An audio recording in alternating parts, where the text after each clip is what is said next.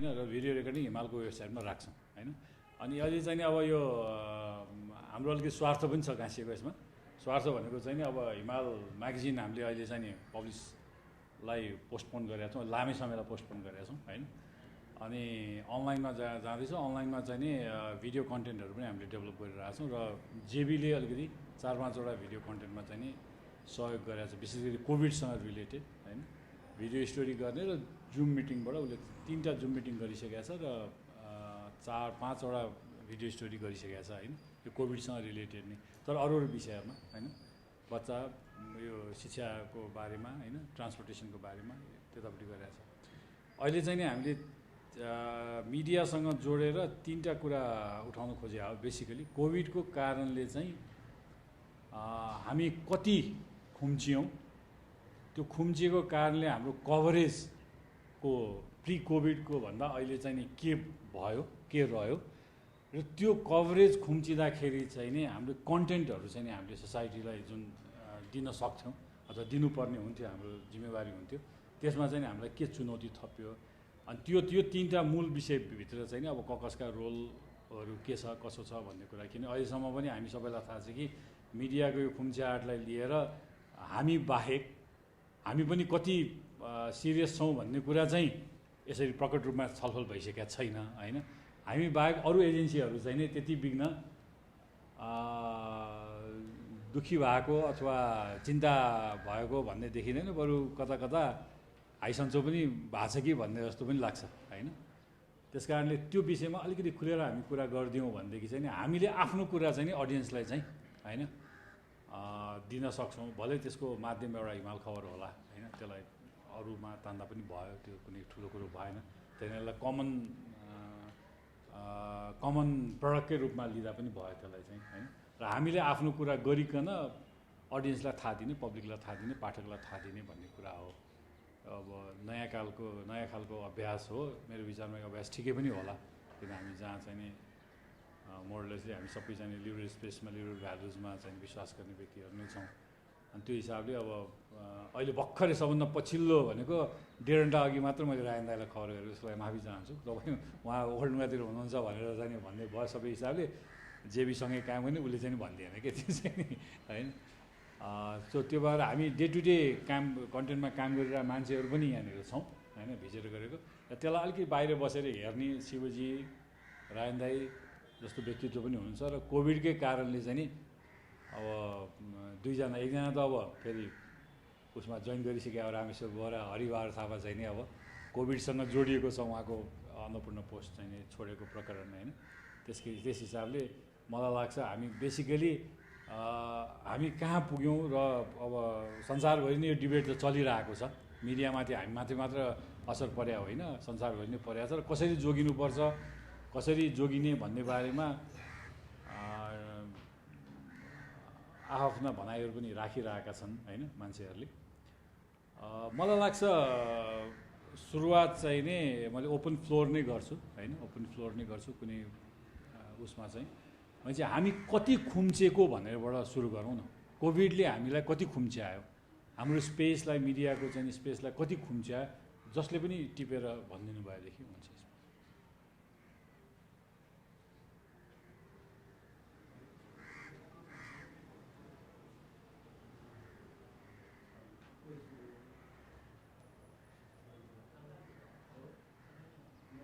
ल हरिले नि सुरु गर्यो।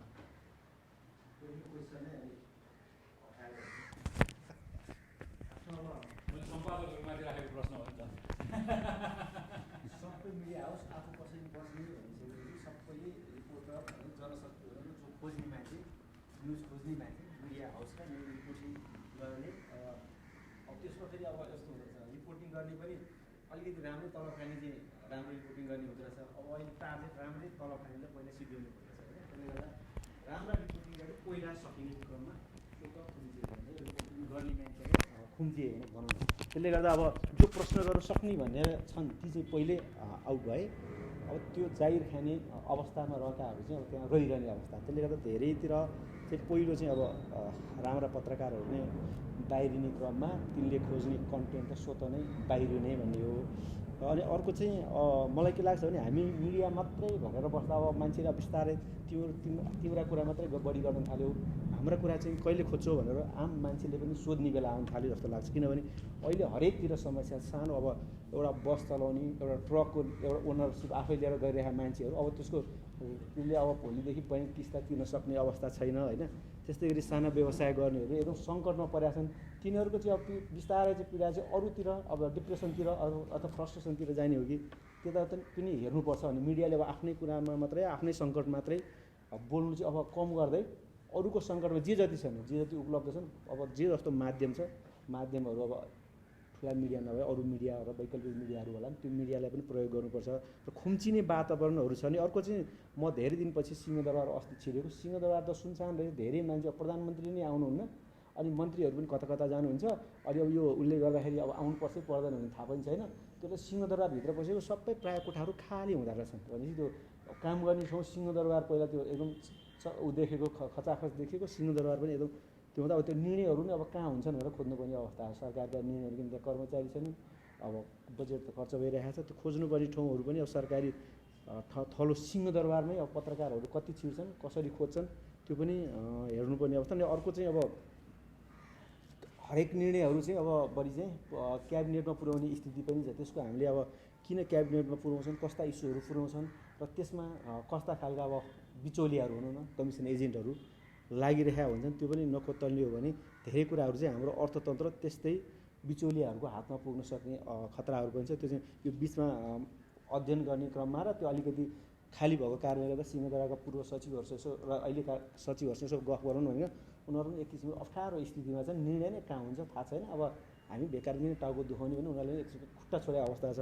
र अनि अब निर्णय बालुवाटारमा हुने, अब प्रधानमन्त्रीको अवस्था अब अप्ठ्यारो हुने, त्यसले गर्दा निर्णय नै कसले गर्छ भन्ने अवस्था। जस्तो 2040-42 सालतिरको त्यो भूमिगत गिरोह जस्तो अन्यत्र भूमिगत गिरोहहरू चाहिँ अन्यत्र गैर संवैधानिक केन्द्रहरू चाहिँ अन्यत्रै सिफ्ट भयो कि हाम्रो निर्णय चाहिँ त्यतातिर पुग्छ कि त्यो पनि हेर्नुपर्ने मिडिया कर्मीको हैसियतले त्यो पनि एउटा छ। र अब हामी एक किसिमले भने शासनलाई प्रश्न गर्ने अवस्थातिर चाहिँ कमजोर हुँदै गएको अवस्था छ। किन धेरै अहिले अब सबै आफ्नो आफ्नो समस्यामा छन् र अनि ठुलो समस्या हेर्नेतिर फुर्सद धेरैलाई कम छ, किन पहिला आफू कसरी बच्ने अनि अर्कोतिर प्रश्न गर्ने भन्ने स्थितिमा जटिल स्थितिमा हामी गुज्रिरहेका छौँ। र अब यो अर्को चाहिँ अब अहिले किरणजीले भने जस्तो सरकारलाई चाहिँ हाइसन्चो नि भएको छ, किन प्रश्नै नआइसकेपछि जवाफ दिनु नै परेन, प्रश्नै नभइसकेपछि उसलाई त सजिलो हुने भयो। सरकारले चाहिँ चाहने जुन शैली छ, जुन दृश्य छ, उसलाई चाहिँ यतिखेरको दृश्य खुब मन परेको हुनुपर्छ। तर धेरैलाई चाहिँ अहिले आम नागरिक भनौँ न, मिडिया मात्रै नभएर आम नागरिकलाई चाहिँ अहिले एकदम जटिल परिस्थिति छ। मेरो चाहिँ यो आम मान्छेले पाएको पीडा चाहिँ के हो भन्नेतिर जानुपर्छ मिडियाले भन्ने हो मेरो। अनि त्यो चाहिँ नखोतल्यो भने धेरै फ्रस्ट्रेसनहरू को अवस्थामा आउन सक्छ। साना साना व्यवसायहरू अस्ति एउटा गाउँमा गयो, त्यो ठ्याक्कै 5 महिना भयो बस थन्केको लिएर गएर बसेको, अब कोही खाना पाउनु त अवस्था छैन, कहाँबाट मैले बैङ्कको लोन तिर्ने भन्छ एउटा बस सानो एउटा बस चलाएर बसेको मान्छे। त्यस्तो त अब ठाउँ ठाउँमा जहाँ पुगेको छ जे छ त्यही थन्काएर बसेका छन्, त्यसलाई उठाएर हिँड्न नसकेको अवस्था पनि छ है। त्यो तिनको पीडा पनि हामीले हेर्नुपर्छ भनेर फेरि पछिमा जाउँला। कुरा गर्दाखेरि धेरै तरिकाबाट खुम्चाइ भएको छ कोभिड-19।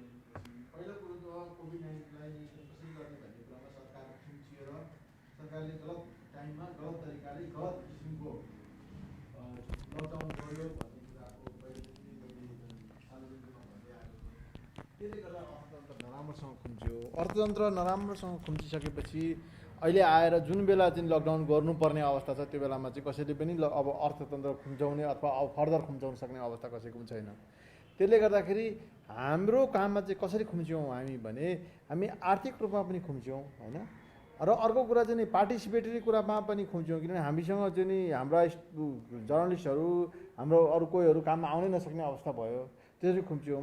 अर्को कुरा चाहिँ नि सोर्सहरूमा पनि इन्फर्मेसनको कुनै पनि सोर्सहरू चाहिँ नि मा पनि हामी कसरी खुम्च्यौँ भने उनीहरूले आधिकारिक कोही पनि छैन, फिल्डमा कोही पनि पुगेको छैन होइन, कसैले पनि सही तरिकाले इन्फर्मेसन दिने मान्छेहरू पनि छैनन् र सबलाई फोनको भरमा मात्रै भर पर्नुपर्छ, कसैलाई भेट्न जान सकिँदैन। त्यहाँनिर समाचारको कलेक्सनमा पनि हामी खुम्च्यौँ, कलेक्सन गर्न पनि गाह्रो भयो। र मलाई के लाग्छ भने मिडिया चाहिँ हामीले अहिलेको अवस्थामा जति म्याक्सिमम हाम्रो मिडिया हाउसेसहरू जो हामीलाई इन्डिपेन्डेन्ट भन्छौँ अथवा जो हामी प्राइभेट सेक्टरबाट चलेको भन्छौँ, हाम्रो मिडियाहरू चाहिँ नि एडभर्टिजमेन्टबाट चल्नुपर्ने थियो होइन। एडभर्टिजमेन्टबाट चल्ने मिडियाहरूलाई चाहिँ सबैभन्दा ठुलो असर परेको जस्तो मलाई लाग्छ। किनभने बजारमा चाहिँ नि वस्तुको माग कम भयो, वस्तुको माग कम भएपछि प्रोडक्सनको चाहिँ नि प्रोडक्सन गर्नेहरूले चाहिँ विज्ञापन कम गरे, विज्ञापन कम गरिसकेपछि हामीलाई सिधै असर पर्ने कुरा भइ नै हाल्यो। त्यसले गर्दाखेरि पनि असर परेको छ। तर यसो एउटा कुरा चाहिँ मलाई के लाग्छ भने अलिकति पोजिटिभ कुरा चाहिँ के हो भने यो खुम्चिने क्रममा चाहिँ जो चाहिँ नि जुन मिडियाहरू भनौँ न मिडियाको रूपमा नआएर त्यसै एउटा चाहिँ नि गैर जिम्मेवार तरिकाले जसरी पनि समाचार दिने, आफ्नो चाहिँ नि युट्युबको हिट्सहरू बढाउने, आफ्नो वेबसाइटहरू बढाउने, तर उनीहरू प्रपर तरिकाले प्रपर ढङ्गले नआएका मिडियाहरूलाई असर परेर उनीहरू चाहिँ नि बजारबाट विस्थापित हुने क्रमले चाहिँ एउटा चाहिँ नि सही तरिकाले मिडिया गर्नेहरूलाई चाहिँ अलिकति सही हुन्छ कि जस्तो लाग्छ मलाई होइन। केही न केही असर पोजिटिभ त्यति मात्रै हो। र त्यो बाहेक चाहिँ नि अब एउटा चाहिँ नि ओनरसिपको हिसाबले कुरा गर्दाखेरि पनि स्टाफहरूलाई स्यालेरी दिनलाई समेत सबैलाई धौधौ परेको अवस्था हो। र त्यसले गर्दा चाहिँ समाचारमा कन्ट्रोल गर्न पनि अथवा समाचार ल्याउनको लागि पनि होइन त्यो किसिमको एउटा प्रेसर एक्जर्ट गर्न नसक्ने अवस्था अथवा चाहिँ नि त्यो सोच नभएको जस्तो लाग्छ मलाई। र अहिलेलाई खुम्चाइ मात्रैको प्रश्नमा चाहिँ म यति नै भनेर रोक्छु।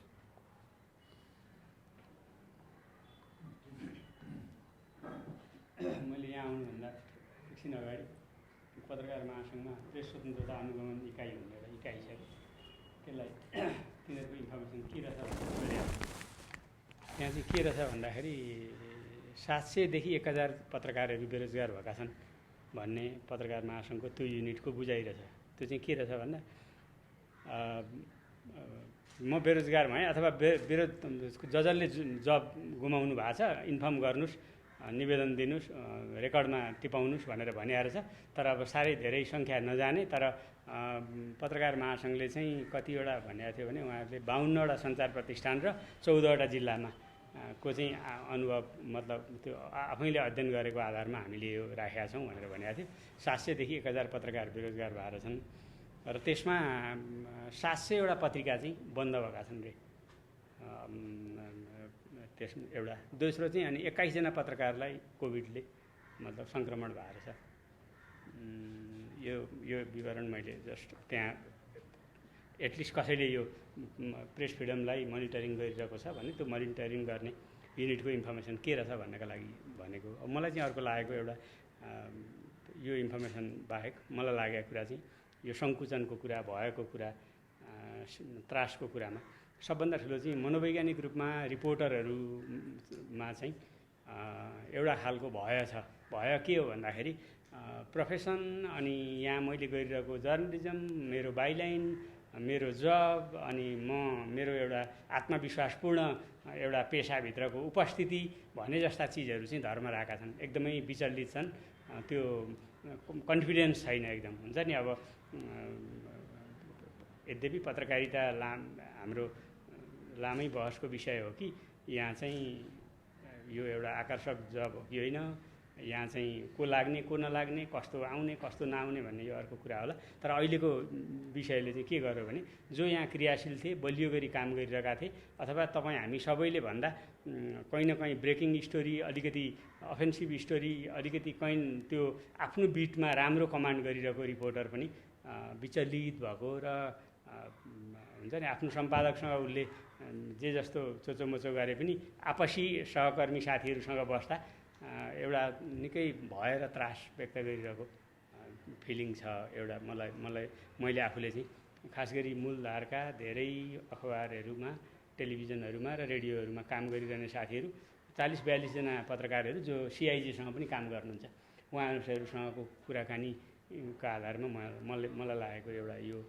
अर्को चाहिँ खास गरी काठमाडौँ बाहिर चाहिँ र काठमाडौँभित्र पनि सङ्ख्यात्मक रूपले हेऱ्यो भने अहिले मलाई लाग्छ हामी यहाँ जति र जुन खालको मिडियाको प्रतिनिधित्व गर्छौँ त्योभन्दा बाहिरको मिडियामा भएको ठुलो पङ्क्तिमा जो काम गरिरहेका छन् अथवा जो त्यो मिडिया चलाइरहेका छन् उनीहरूलाई चाहिँ अब क्रिटिकल कन्टेन्ट लेख्ने ओर्ने भन्ने चिज चाहिँ तपसिलको कुरा हो।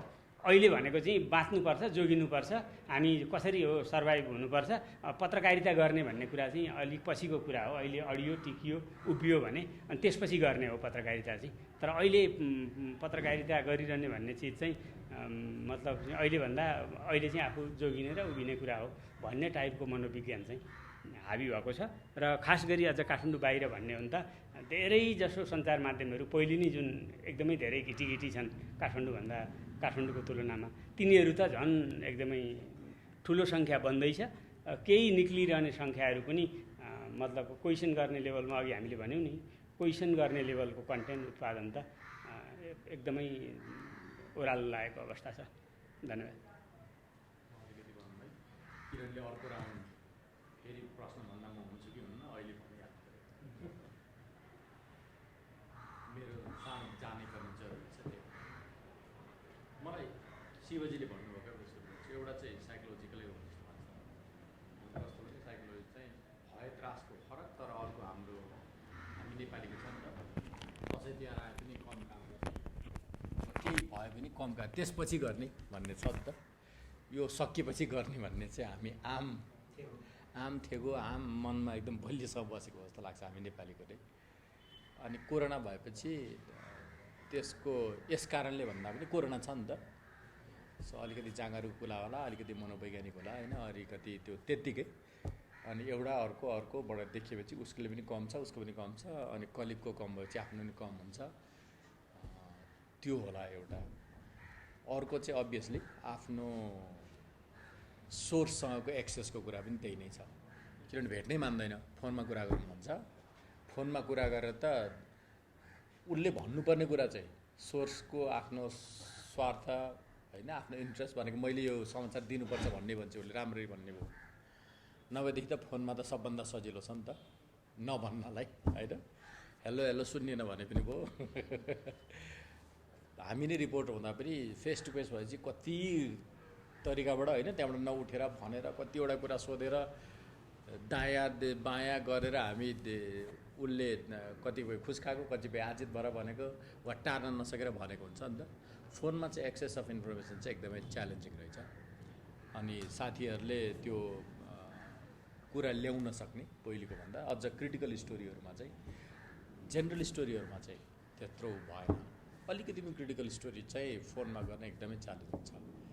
हामीले आफै असाइन गरेकाहरू पनि अनि रिपोर्टर साथीहरूले कुरा गरेको अनि हामी आफै सहयोग भएको आधारमा पनि एक्सेस चाहिँ ठुलो कुरा रहेछ। हामीले पहिले फोन आउँदा चाहिँ अब त फोनमा कुरा गरे सकिहाल्छ भन्ने लाग्थ्यो, तर फोनलाई चाहिँ हाम्रो फिजिकल त्यो मिटिङले कम्प्लिमेन्ट गरिरहेको हुँदो रहेछ। अनि उसलाई पनि फेरि अहिले मैले भने नि भोलि आउँछ भन्ने भयो नि त। अहिले त फोनमा भनेन भने अब आउँदैन नभेट्न सजिलो भयो नि त। अरू बेला सोर्सले वा भन्नुपर्ने मान्छेले पनि तर्काउन गाह्रो हुन्थ्यो। अहिले त होइन यस्तो कोभिड छ नभेटौँ भनेपछि त सक्यो नि त। सो त्यो दुईवटा कुराले चाहिँ हाम्रो रिपोर्टिङ अनि राइटिङ हामीले गर्ने जर्नलिजममा एउटा सङ्कुचन त्यसरी आएको छ। अब आम सबै पत्रकारको उसमा भन्ने हो भनेदेखि साँच्चै यो कोभिडले गर्दाखेरि पत्रकारितालाई कसरी हार्म गर्छ, मेरो फ्युचर सेक्युरिटी के हुन्छ, हाम्रो जब के हुन्छ, हाम्रो तलब के हुन्छ भन्ने त आम हिसाबले मानसिक हिसाबले अलिकति दिमागमा सबैको पर्ने नै भयो, जुन स्वाभाविक हो होइन। संसारभरि नै पत्रकारिता मात्रै होइन, जुन पनि क्षेत्रमा त्यो प्रश्न छ भने नेपाली पत्रकारहरूलाई पनि त्यसले 1-2 किलो भए पनि टाउकोमा बसिराख्ने भयो नि त लगातार। त्यो सँगसँगै म्यानेजमेन्टको क्वेसन पनि छ जस्तो लाग्छ होइन। म्यानेजमेन्टको ध्यान पनि जसले न्युज रुममा म्यानेज गरिरहेछौँ वा त्यसको म्यानेजरल साइड ह्यान्डल गरिरहेछौँ उसको पनि सबभन्दा ठुलो आजको प्रिअकुपेसन नै दिमागको रिसोर्सेस के हुन्छ, तलब कसरी म्यानेज गर्ने, अफिस कसरी रन गर्ने होइन। किनभने ठुल्ठुलो कम्पनी राम्रै प्रफिटमा चलेको कम्पनीहरूको पनि वर्किङ क्यापिटल सरप्लस क्यास हुँदैन नि त। त्यो भनेको जहिले पनि लिमिटेड हुने हो। झन् मासिक खर्चमा चलिरहेको कम्पनीहरूलाई त 1 महिना 2 महिना 3 महिना 4 महिना कसरी धान्छु भन्ने, त्यसपछि के हुन्छ भन्ने भयो। अनि यो कोरोनामा सक्यो अब चाहिँ काम गर्नुपर्छ भन्ने पनि अलिअलि परिरहेको जस्तो रिपोर्टरमा पनि म्यानेजमेन्टमा पनि अब चाहिँ अब यो अब जेनतेन अब पास सकिन लाग्यो होला, अब चाहिँ राम्रै गर्नु पऱ्यो, अब धान्न सकिन्छ कि भन्ने पनि यो कोरोना फेरि बढ्दै गएपछि चाहिँ अर्को फेरि साइकोलोजिकल वेभ, कोरोनाको वेभ चाहिँ आएको हो कि नआएको थाहा छैन, आउँदै नै होला। तर त्यो साइकोलोजिकल इम्प्याक्ट चाहिँ रिपोर्टरहरूमा, पत्रकारहरूमा र म्यानेजमेन्टमा पनि त्यो चाहिँ पर्ने रहेछ। अनि त्यसले गर्दाखेरि चाहिँ अल्टिमेटली इम्प्याक्ट पर्ने चाहिँ हाम्रो कभरेजमै हो। र हामीले कन्टेन्ट कति गर्न सक्छौँ, कति पुस गर्न सक्छौँ, त्यो कस्तो भने भोलि फाइनेन्सियल के हुन्छ त्यही हुनाले पुस के रिपोर्टरलाई धेरै भन्न सक्दिनँ मात्रै होइन। जस्तो अघि मैले भने सुरुमा रिपोर्टरको पनि अहिले कोरोना छ भन्ने मानसिक उता म्यानेजमेन्टमा पनि त हुन्छ नि त, सिनियर लेभलको एडिटोरियल लिडरसिपमै पनि हुन्छ नि त। अहिले कोरोना छ, अहिले के पुस गरिराख्नु, यो अलिकति होस् अनि राम्रो गरौँला नि भन्ने। सो त्यो सबै हिसाबले चाहिँ न्युज रुम कन्टेन्ट, त्यो फाइनेन्सियल, साइकोलोजिकल, अनि न्युज नभन्ने नदिने, न्युज भरसक नआओस् भन्नेहरूलाई त झन् सजिलो भइहाल्यो यो टाइम। अनि त्यो दुइटै फ्याक्टरले गर्दाखेरि चाहिँ कभरेज र कन्टेन्टको बाटोमा चाहिँ कभरेज पनि स्विङ भएको जस्तो देखिन्छ। र यो मेजर कन्टेन्टहरू जस्तो अहिले अब यो बेलामा हामी अरू बेलामा जसरी बेला होइन रिपोर्ट बनाउँछौँ, अहिले चाहिँ त्यो कभरेज चाहिँ नि को बाटो कहाँ छुटेको छ, कस्तो खालको इम्पोर्टेन्ट कन्टेन्टहरू चाहिँ हामीले मिस गरिरहेका छौँ होला भन्ने। मैले भने क्रिटिकल स्टोरीहरू त जेनरली फोनमा हुँदैन होइन, कुनै पनि क्रिटिकल स्टोरी गर्नु पऱ्यो एकदमै फोनमा हुने कुरै होइन। हिजो पनि हुँदैन थियो, हिजो जतिखेर हुन्थ्यो होइन, जसरी भए पनि भेट्ने, ढोकामा गएर कुर्ने वा के गर्ने, वा ढोकाबाट निक्लिँदा लेख्दा यो चाहिँ के हो भनिहाल्नुहोस्, यो त मैले भोलि नै लेख्दैछु भन्ने, दिए पनि नदिए पनि कमेन्ट लेख्ने हुन्थ्यो नि त। अनि त्यो जसले इन्फर्मेसन हाइड गर्न चाहिरहेको थियो उसले पनि भन्नुपर्ने, अगाडि नै परेपछि गाह्रो हुन्छ नि त। थियो अहिले चाहिँ त्यो सजिलो भयो। त्यो त होइन कोरोना छ नभेटौँ भनेपछि त तपाईँले पनि जबरजस्ती गर्न सक्नु भएन। हामी त अफिस निजीहरूलाई पनि हामी अफिसै गएको छैनौँ भनेको, सरकारले पनि अब अहिले नभेटौँ भनेको, अब म छुइनँ भनेको। त्यसले चाहिँ जति पनि क्रिटिकल स्टोरीहरू छ हामीले फोनबाटै गर्न सक्ने बाहेकमा चाहिँ काम गर्नलाई धेरै नै गाह्रो छ। मैले आफै फिल गर्दा पनि कतिपय हामीले गरेका स्टोरीहरू हिजो अस्ति चाहिँ 1 दिन 2 दिन गर्न सक्ने स्टोरीहरू पनि अब त्यो फोनमा भन्नुपर्नु पर्दा गऱ्यो भने पनि 1 हप्ता 2 हप्ता लाग्छ क्या। कतिपय त भेट्दै कुरै हुँदैन, फोनमा मान्दैन, त्यत्तिकै पोस्टपोन भइरहेको छ। र त्यो चाहिँ क्रिटिकल स्टोरीको लागि चाहिँ इम्पोर्टेन्ट रहेछ। जेनरली इभेन्ट स्टोरी त अब धेरै गाह्रो भएन होइन, भइदिइरहेको छ, आइदिइरहेको छ। Event story, life story, feature, इन्टरटेनमेन्टहरूलाई त केही गाह्रो भएन। तर अकाउन्टेबिलिटीको जुन स्टोरी छ होइन, जर्नलिजमको एउटा मेजर कुरा जुन स्टेटलाई होइन पावर अफ मान्छेलाई अकाउन्टेबल बनाउने, क्वेसन सोध्ने छ, त्यसमा चाहिँ अलिक धेरै नै च्यालेन्ज छ भन्ने लाग्छ मलाई।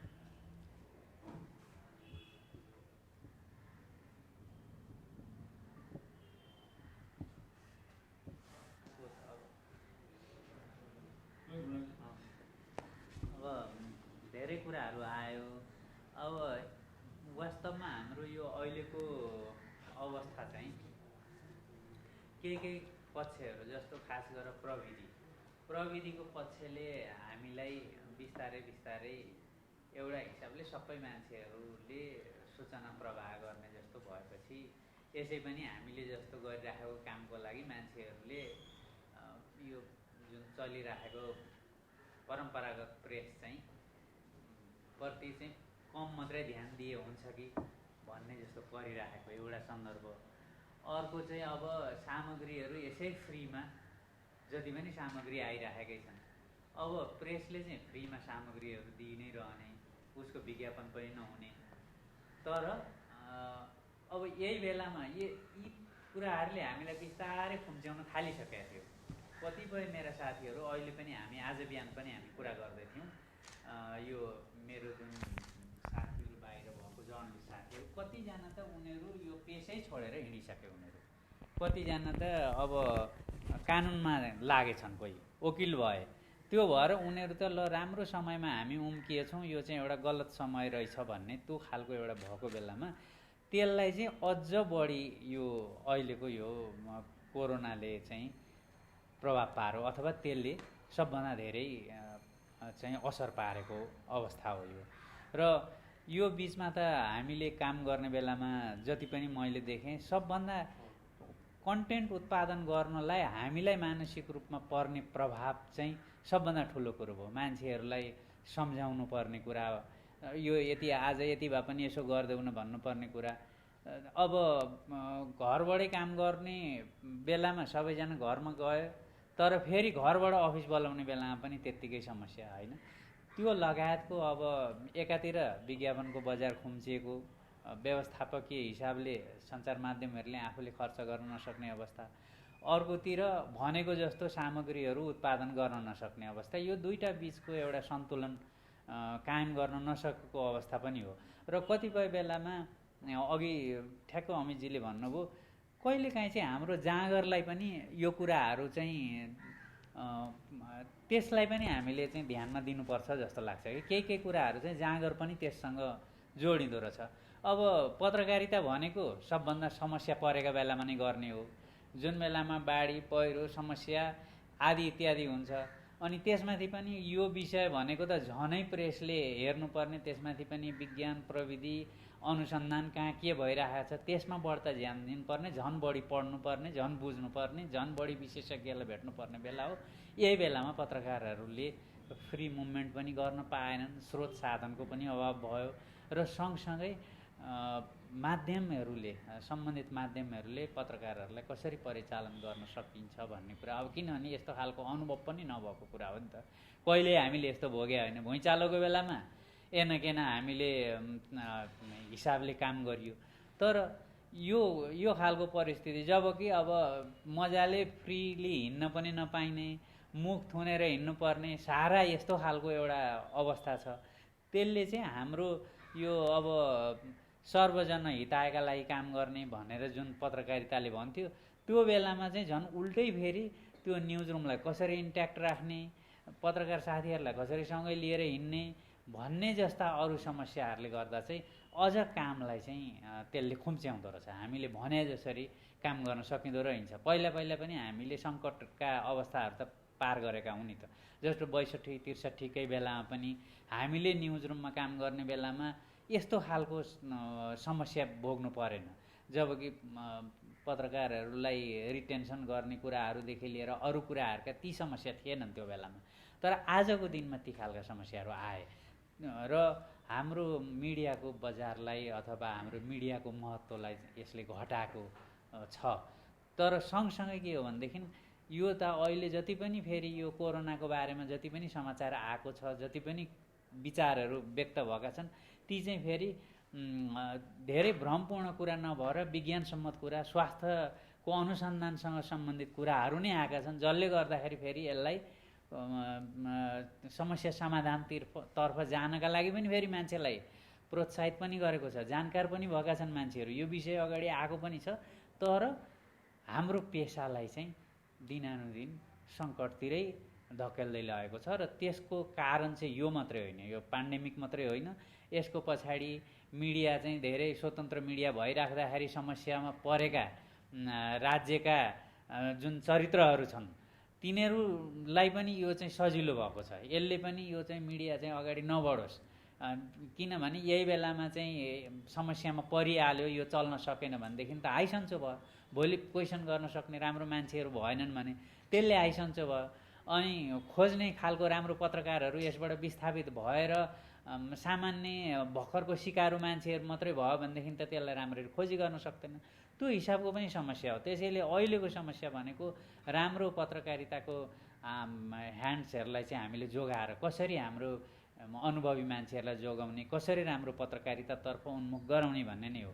त्यसको लागि चाहिँ राज्यको तर्फबाट हुँदैन भने पनि नागरिक समाज, अलिकति पत्रकारिता बुझेको, लिबरल डेमोक्रेटिक भ्यालुहरूलाई जसले बुझेका छन्, पत्रकार महासङ्घ जस्ता संस्थाहरू र अरू जसले मिडियाको अर्गनाइजेसनहरू चलाइराखेका छन् अथवा हेरेका छन्, ती मान्छेहरूको चाहिँ यसमा ध्यान पुग्नुपर्छ र यसलाई जोगाउनुपर्छ।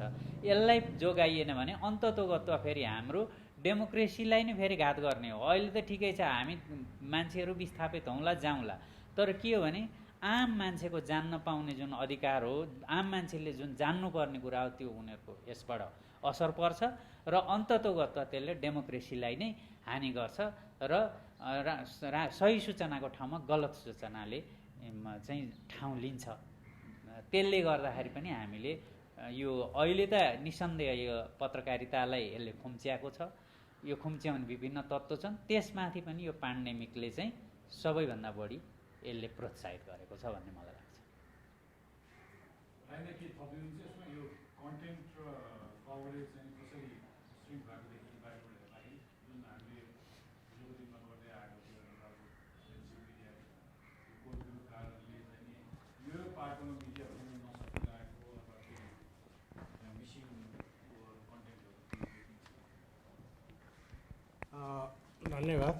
अब बोल्नै भनेर बोलाएपछि त केही त थप्नै परिहाल्छ, शङ्कै भएन।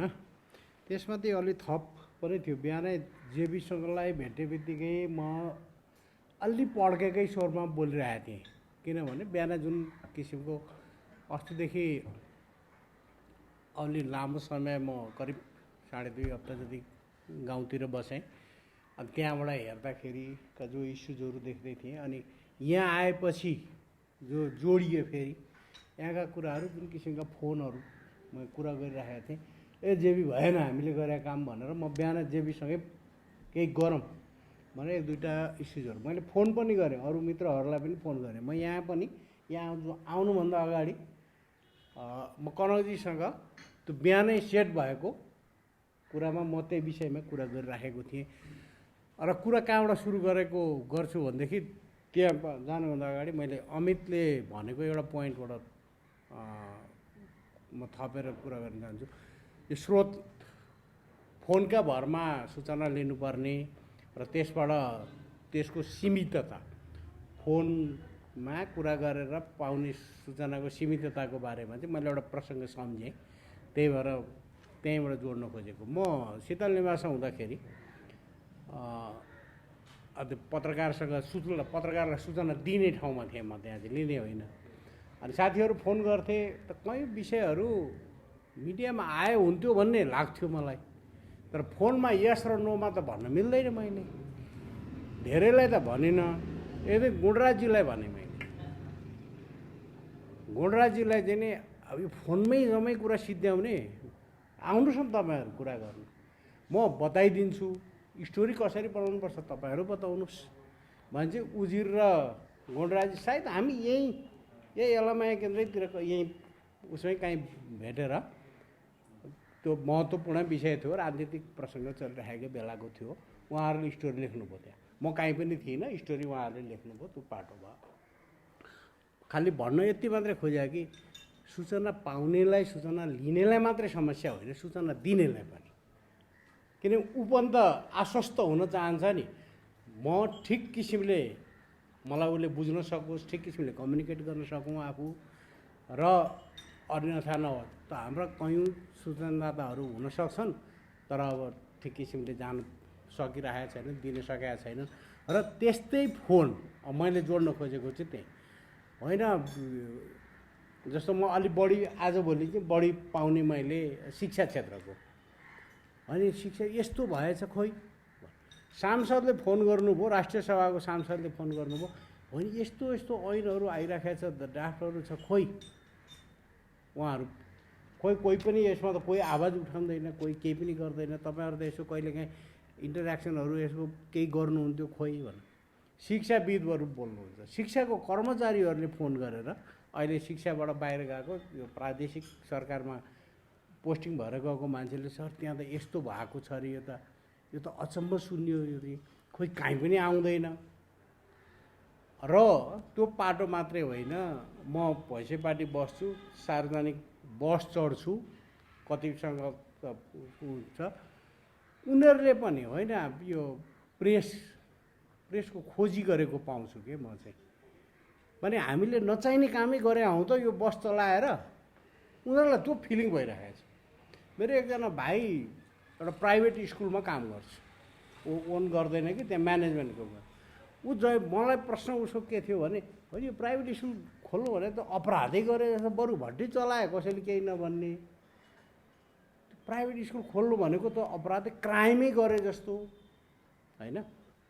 तर कहाँ जाने त, उजुर गर्न अथवा भन्न आवाज कसले उठाइदिने त, सबै पाटोमा 50 अर्ब कतिको चाहिँ के खर्ब अर्थमन्त्रीले ल्याउनु भएको थियो, एउटा कुरा गर्नुभएको थियो। तर त्यो त्यसपछि काहीँ अगाडि केही बढेको केही पनि सुनिँदैन, काहीँ कसैले सरकारको राज्यको तर्फबाट यसरी चाहिँ केही फेसिलिटेट भयो केही पनि सुनिँदैन। प्याकेज कता गए ती सबै पाटोहरू चाहिँ। र मान्छेमा एक खालको छटपटाहट गाउँमा जाँदाखेरि पनि धेरै, कहीँ हेर मलको गेडो छैन, ल युरिया पनि छैन, डिएपी पनि छैन। अहिले गाउँमा अथवा ठाउँमा किसानकोमा जानु भने डिएपी भनेर त्यो इन्डियाबाट 2 नम्बरी बाटोबाट आएको सेकेन्ड ग्रेडको, थर्ड ग्रेडको अथवा कसैले पनि सर्टिफाई नगरेको धुलो आएछ, त्यो मल हो कि अर्थकै के हो त थाहा छैन। त्यसमा बाहेक कहीँ केही छैन, खोइ त कहीँ जग्गा ऊ छैन। त यो सबै पाटोमा चाहिँ मान्छेले प्रेस खोजिराखेको छ अहिले। र मान्छेले कता कता सिधै भन्न जान्दो रहेछ, खोइ पत्रकारले मेरो समाचार लेख्दैन भन्न जान्दैन होला, कतिले जान्दछन् पनि। त्यो पाटोमा चाहिँ एकदमै ठुलो छटपटाहट चाहिँ त्यो देखाएको छ। र त्यो छटपटाहट दुर्भाग्यवश हाम्रो प्रेसमा प्रकट हुन सकेको छैन। छटपटाहट समाजमा छ, व्यक्तिमा छ र परिवारमा पनि भेटिन्छ कतिपय ठाउँमा, तर प्रकट हुन प्रेसमा झल्किन सकेको छैन। किन झल्कन सकेन भन्ने कुरामा चाहिँ अब सङ्कटको कुरा साथीहरूले सबैले भन्नुभयो, त्यो सबैलाई थाहा छ। र अब सँगै के पनि थाहा छ भने यो सर्वव्यापक हो, हामी मात्रै सङ्कटमा होइनौँ र हामीलाई मात्रै यो परेको छैन। यस्तो परिस्थिति यहाँ मात्रै पैदा भएको छैन। हिजो मात्रै यनरामको वायरमा इन्टरभ्यू हेरिराखेको थिएँ, अनि उसलाई त्यो क्राइसिसको जुन पाटोमा गएको छ, उनीहरूलाई अब टेक्नोलोजीले अब अहिले हिन्दूको एउटा टुक्रो पनि केही बिना पैसा पढ्न नपाइने बनाइसक्यो, उसले पुरै उसमा लग्यो त्यो पाटोमा चाहिँ। तर क्राइसिस त उनीहरू पनि फेस गरिरहेकै छन्। र त्यति हुँदाखेरि पनि एउटा प्रशान्त भूषण, यनराम र के अरे हाम्रो पहिलाको सम्पादक, तिनजनाले जुन मुद्दा हाले अहिले इन्डियाको त्यो दिल्ली सुप्रिम कोर्टमा, त्यो प्रेसलाई बचाउनलाई, प्रेसको त्यो धुकधुकी, त्यो एक्सप्रेसन र राइट टु एक्सप्रेसनको जुन बचाउनलाई, प्रेस बचाउनलाई अहिले पनि उनीहरू चाहिँ लागिरहेकै छन् त्यो पाटोमा चाहिँ। हामीकोमा त्यो छटपटाहट म देखिराखेको छु र हामीमा त्यो छटपटाहट आउनुपर्ने, कसरी गर्न सक्छौँ भन्ने चाहिँ थाहा छैन। अब यनराम आफै पनि ओनर हो के, त्यसले गर्दाखेरि उसलाई र अर्को टाइम्स अफ इन्डियाको अथवा हिन्दुस्तानको सम्पादकलाई र उसकोमा रोल फरक हुन्छ त्यो पाटोमा चाहिँ। के गर्नु सकिन्छ सङ्कटकालको हिसाबमा चाहिँ। तैपनि अहिलेको चुनौती भनेको चाहिँ हामी पत्रकारिता जिउँदैछ, प्रेस जोगाउन हामी कमिटेड छौँ भन्ने कुरा कमसेकम जुन दिनसम्म अब गुणाजीले भनेको त थुप्रै साथीहरू पत्रकारिता छोडेर बाहिर हुनुपर्छ भन्ने एउटा लाग्छ। कसरी जोगाउने हो, प्रेस जोगाउने कुरा हो, प्रेस स्वतन्त्रता जोगाउने कुरामा हो त्यसमा चाहिँ। र अब यो खुम्चिएको पाटोमा चाहिँ अहिले एकातिर खुम्चिँदै गर्दाखेरि मान्छेले के देख्दो रहेछ भने यता माथिबाट बेसरी कोच्यो भने तलबाट निस्कन्छ नि कहीँ यसो कोलेर, अब त्यो देखिराखेको छ यहाँतिर। राज्यको रिसोर्स यति दुरुपयोग हुन थालिरहेको छ यो प्रेसमै, फेरि प्रेसकै नाउँमा भनौँ न, अझ प्रेसकै नाउँमा राज्यको। एकजना मफसलको मेरो साथी पत्रकारसँग कुरा गरेको, यो धरतीमा ऊ जति दङ्गदास कोही छैन, ऊ मालामाल भएको छ र खुलेर पनि भन्छ मलाई, यो चाहिँ एक कफी ब्ल्याक कफी, ऊ खुलेर भन्छ। अनि के भने अब यो पत्रकारिता केही गर्दैन र प्रदेश सरकारका सूचना, स्थानीय सरकारका सूचना सबै छापेको छ। जेठको पहिलो हप्तादेखि पत्रिका निकालेछ, दैनिक पत्रिका मालामाल छ, ऊ चाहिँ खुसी छ, सन्तुष्ट छ। साथी त्यति गएको करिब 35 वर्षको सङ्गत, त्यति सन्तुष्ट कहिले भेटाएको थिएन साथीलाई चाहिँ। अब यो पाटो र राज्यको रिसोर्सको दुरुपयोग मिलेर चुप लाग, हामीलाई नदेखे चाहिँ गर, कुरा नउठाइदेऊ, यो पाटो पनि हामी, त्यो पनि हाम्रो लागि चाहिँ चुनौती हो। प्रेसका लागि, स्वतन्त्र प्रेसको लागि, पत्रकारिता गर्छु भन्नेको लागि चाहिँ त्यो चुनौती हो। त्यस कारणले अब खुम्चिएका कुरा र छुटेका कुरा, यो कभरेजको कुरा, कन्टेन्टको जुन पाटो छ, कन्टेन्ट त हामी सीमित हुँदा हुँदा हुँदा थुप्रै विषय हामीले बिर्सिसक्यौँ जस्तो पनि लाग्छ क्या।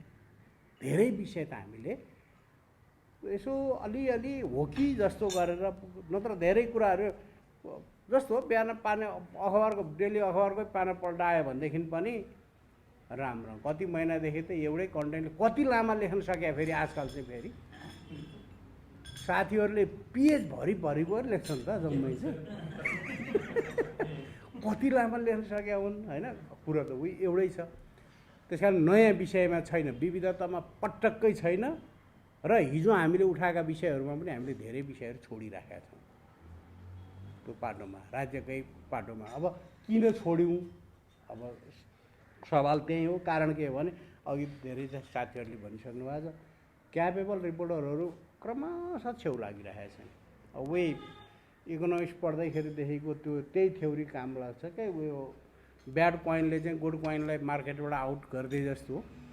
अब यहाँ पनि त्यही काम लागु भइरहेको छ। अब हस्तक्षेप कहाँनिरबाट गर्ने, कसले गर्ने, त्यो चाहिँ हामीमध्ये यहाँभन्दा अर्को मान्छे कोही खोज्न जानु पर्ला जस्तो लाग्दैन। खोइ आज कान्तिपुरको कोही साथी देखिनँ, बाँकी त अब अहिलेको नेपाली प्रेस भने टाउको त यही हो।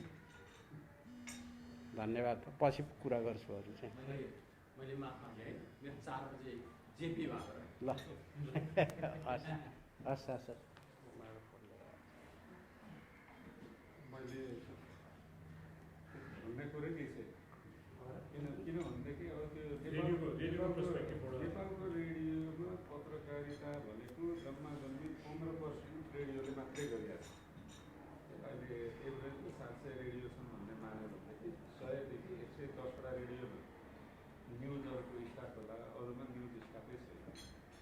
न्युज बुलेटिन हुन्छ भनेदेखि अरूले चाहिँ त्यो वेबसाइटमा आएको न्युजहरूलाई राम्रो कट पेस्ट गरेर अनि त्यहाँबाट पढिदिन्छ। त्यो टाइपको छ। हाम्रो अनुभव चाहिँ के छ भनेदेखि रेडियोमा यो पिरियडमा रेडियोले चाहिँ त्यो रिलेभेन्सी गुमाइराखेको थियो।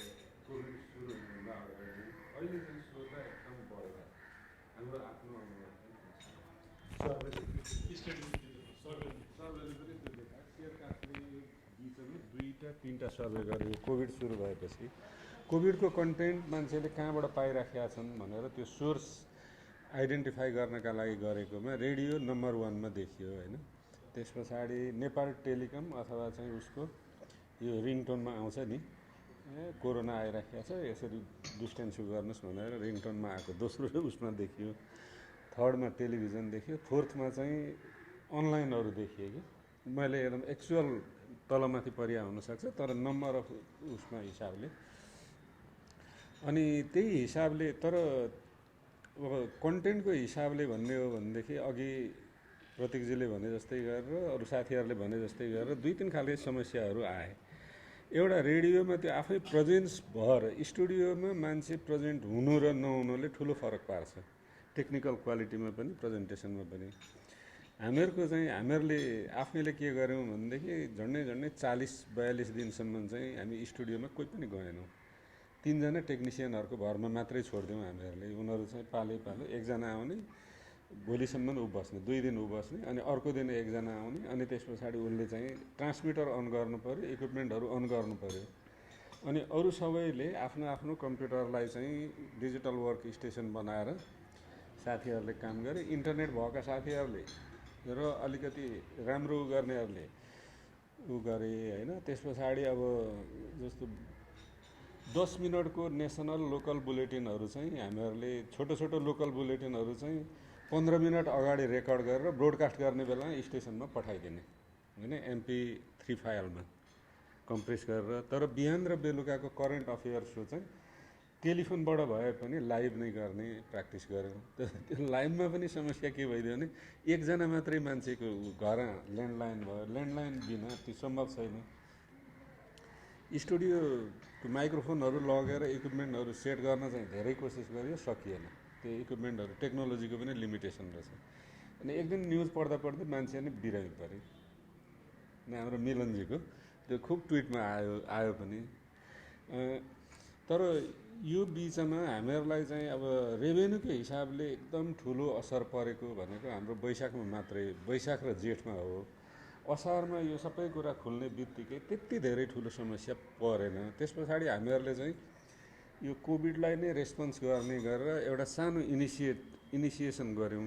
त्यो चाहिँ सिआइएन र उज्यालोले जोइन्टली यो एकोराबको सिआइएन र हामीहरूले जोइन्टली के गऱ्यौँ भनेदेखि हामी चाहिँ रियल इन्फर्मेसन दिन्छौँ। यो प्यानिक बढी भयो, यो मिथ बस्टिङ, रुमर ट्र्याकिङ गरेर अलिकति भए पनि एक्चुअल इन्फर्मेसनहरू पुर्याउँ भनेर गर्दाखेरि त्यो रिसोर्स पनि स्टाफहरूलाई धान्ने अथवा अफिस चलाउनका लागि त्यत्रो ठुलो समस्या चाहिँ भएन।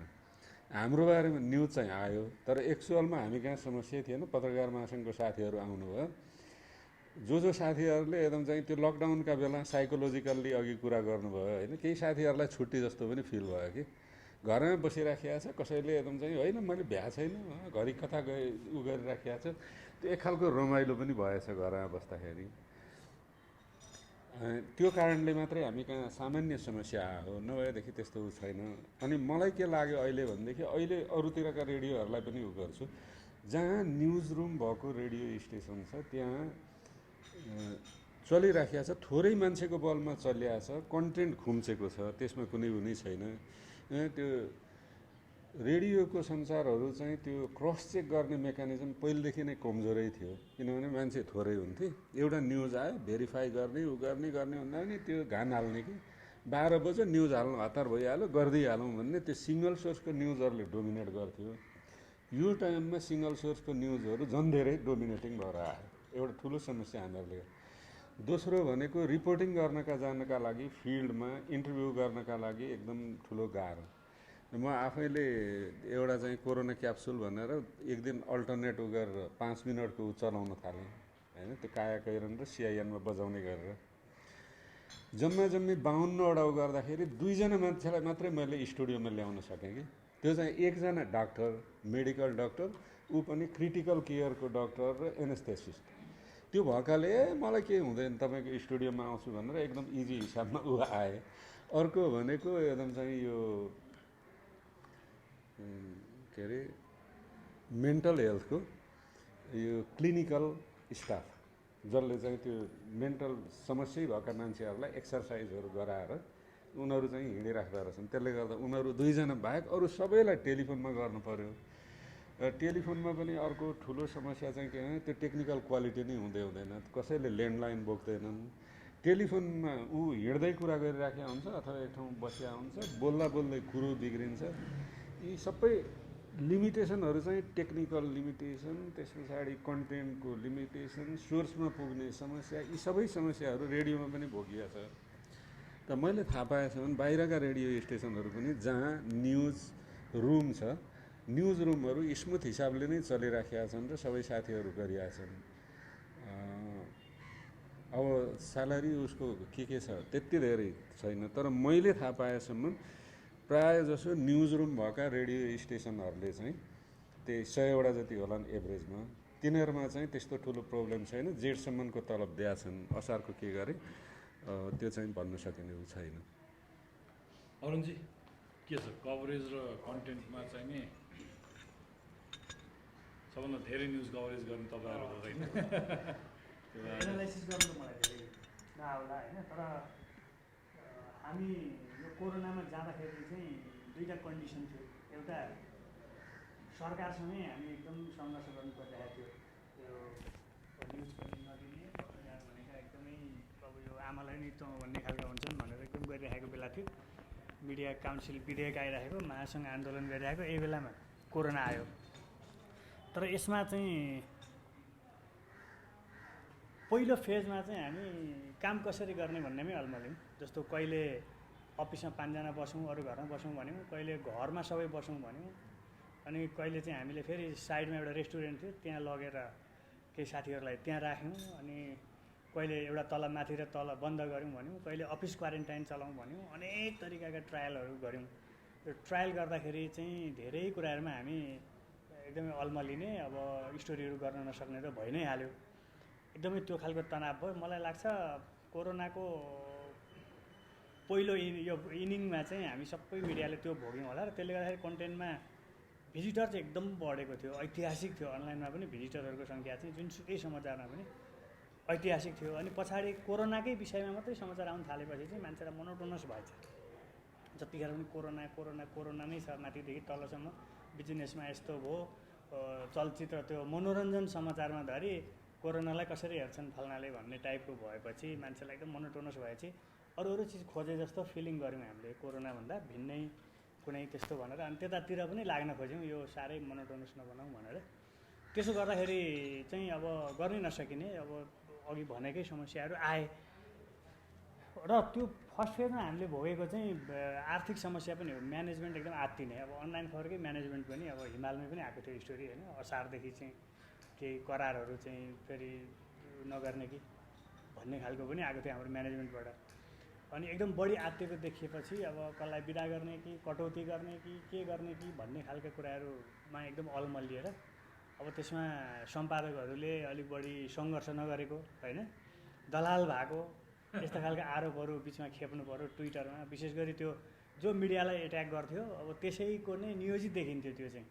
अनि त्यसमा अब हरिबहादुर सरको राजीनामाले यस्तो हुनुपर्छ सम्पादक भनेको भन्ने खालका कुराहरू आए होइन, त्यो खालको पनि भोग्यौँ हामीले। अनि अस्ति भर्खरै महासङ्घमा म यहाँ तपाईँहरूलाई नोटिस पनि गर्छु, महासङ्घमा सम्पादकसँग छलफल गर्ने भनेर पत्रकार महासङ्घले बोलाएको थियो। लास्टमा चाहिँ लगभग म दाइ हुनुहुन्थ्यो जस्तो लाग्छ, होइन हुनुहुन्थेन, लगभग म मात्रै परेछु त्यहाँ।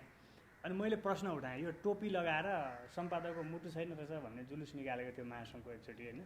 अनि मैले किन जुलुस निकाल्नुभयो, यो तपाईँहरूले आन्दोलन गर्दा हिजो राज्यले यो महासङ्घ केही पनि होइन भनेको बेला हामी सम्पादक बाध्य भएर एक्लै हौँ सम्पादक, तर एकै ठाउँ गाली खाइ होइन यो 20-21 भाइको हस्ताक्षर गरेर तपाईँहरूलाई समर्थन गरेको हामी आफै पनि श्रमजीवी नै हौँ।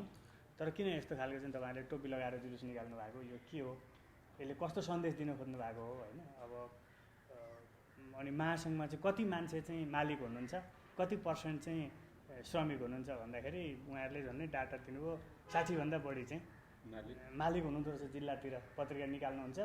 अनि त्यस पछाडि उहाँ आफै प्रकाशक पनि हो, आफै सम्पादक पनि हो, आफै पत्रकार महासङ्घको पार्षद या अरू नेता पनि हो, जिल्ला सभापति हुनु होला भनेपछि हामी चाहिँ 60%भन्दा बढी। अनि तपाईँहरू साना मालिकले चाहिँ ठुला मालिकलाई एट्याक गर्नुभएको जस्तो देखियो। अनि यो एडिटरहरूलाई चाहिँ फेरि किन यो घानमा पार्नुभएको कि एडिटरले चाहिँ यस्तो भूमिका खेल्छ र एडिटरले त आफ्नो कमसेकम टिमलाई जोगाउने होइन, व्यवस्थापनसँग सङ्घर्ष पनि गरिरहेको हुन्छ होला भन्ने खालको कुरा गरेपछि पछि गोविन्द आचार्यजीले फोन गर्नुभएको थियो, यो चाहिँ घुसपेठियाले गरेको जुलुस के त्यो ऊ रहेछ, हामी चाहिँ सम्पादकसँग यस्तो होइन भनेर भनेपछि यो चाहिँ कस्तो भने हामीले त्यो पनि भोग्यौँ। हामीले बिचमा अब यो पनि हामीले पहिलो कार्यकालमा भोगेकै हो क्या, कोरोनाको पहिलो कार्यकालमा। मैले किन पहिलो भनिरहेको छु भने यो दोस्रो चाहिँ अब आउनु बाँकी नै जस्तो देखिएको हुनाले मैले त्यो भनिरहेको छु। अनि त्यस पछाडि अर्को हामीले के फिल गऱ्यौँ भने विज्ञ खोज्यौँ हामीले, यहीँ पनि 2 राउन्ड हामी छलफल गऱ्यौँ। अनि भूकम्पमा विज्ञ निस्के जस्तो कोरोना पनि विज्ञहरू आए, केही जेन्युन निस्के होलान्, कोही अलिकति टिभीमा मात्रै आए होलान्। ती विज्ञहरूको चाहिँ 2टा स्कुल अफ थट रहेछ मैले सङ्गत गरे अनुसार। एउटा स्कुल अफ थटले के भनेछ भने कोरोना र्युमर फैलाइयो, आतङ्क फैलाइयो, त्रसित बनाइयो भन्ने रहेछ। एउटाले चाहिँ अब यो खासमा अब केही होइन भन्ने रहेछ। त्यसमा चाहिँ हामी त आफू त अलमलिन नै भइ नै हाल्यौँ। सुरुमा साह्रै तनाव भएको थियो, जस्तो माघ पछाडि जुन त्यो फर्स्ट केस हाम्रोमा भेटियो त्यस पछाडि हामीले स्टोरी गर्दाखेरि एकदम ठुलो एट्याक हुने, गभर्मेन्ट लेभलबाट पनि अरूतिरबाट पनि के भने यो आतङ्क फैलाउने काम नगरौँ, सबै राम्रो छ, एउटा भएको पनि निको भयो। त्यस पछाडि त फेरि के भन्न थाल्यो भने हाम्रो त इम्युनिटी पावर पनि नेपालीहरूको संसारमा काहीँ नभएको छ, त्यसले गर्दा यो केही हुँदैन भन्ने तरिकाले एकदम डिल गरिराख्ने। अनि हामीले चाहिँ साँच्चै आतङ्क फैलाएछौँ कि होइन कि केही होइन कि एकदम त्यस्तो खालको सिचुएसनमा गुज्रिनु पऱ्यो भनौँ न, एकदम डे टु डे उसमा। त्यसरी गुज्रिँदै जाँदाखेरि लास्टमा आखिरी त्यो आतङ्कै त होइन रहेछ, किनभने आतङ्क त पछाडि सरकारले फैलायो, लकडाउन लामो गर्यो। अनि लकडाउन लामो भएपछि सरकारले लकडाउन मात्रै गर्यो, वास्ता गरेन, सबै तहस नहस भयो अर्थतन्त्र भनेर फेरि हामीले नै लेख्यौँ। लेख्दाखेरि अब त्यसखेर पनि सरकारले एट्याक त गर्ने नै भयो, पहिले पनि गरिराखेकै थियो। हामी आफू अलमल्लेका थियौँ कि के थियौँ, यो हामी एनालाइसिस गर्न जरुरी छ होइन। भने मतलब यो लकडाउनको पिरियडमा हामीले जस्तो मैले प्रदीप दाइसँग बेला फोन गरेर सोधिरहेको थिएँ, आइडिया लिन्थेँ होइन। अब उहाँको पनि मेरै जस्तो लाग्थ्यो मलाई, किनभने यो लकडाउन मात्रै चाहिँ समस्या हो, समाधान होइन। त्यसले गर्दाखेरि इकोनोमिक गतिविधि खोलेर केही सुरक्षाका उपायहरू अपनाएर खुल्ला गर्नुपर्छ नै होला भन्दा अहिले हेरेर त ट्रम्पले पो ठिक गरेछन् कि जस्तो पनि लाग्ने कता कता। अनि यो अस्ति मैले केही विज्ञहरूसँग कुरा गर्दाखेरि उहाँहरूको पनि निष्कर्ष के थियो भने इभन महेश मास्के डाक्टरलाई पनि मैले सोधेँ, लकडाउन चाहिँ 2 राउन्ड भनौँ न, 14 दुना 28 भनौँ न, एकचोटिको फेज होइन, त्यो 1 महिना बढीमा 1 महिना लकडाउन गरेर अनि अहिले असार 1 गते गरे जस्तो चाहिँ त्यतिखेर गरेको भए सही हुने रहेछ भन्ने उहाँले नि भन्दाखेरि चाहिँ हामीले नसकेकै रहेछौँ नि त। त्यतिखेर 1 महिना पछाडि पनि सरकारलाई इकोनोमिक गतिविधि खुला गर भनेर हामीले कतिको स्ट्रङली भन्न सकेको भए त यो धेरै मार त नपर्ने रहेछ नि त अहिलेसम्म।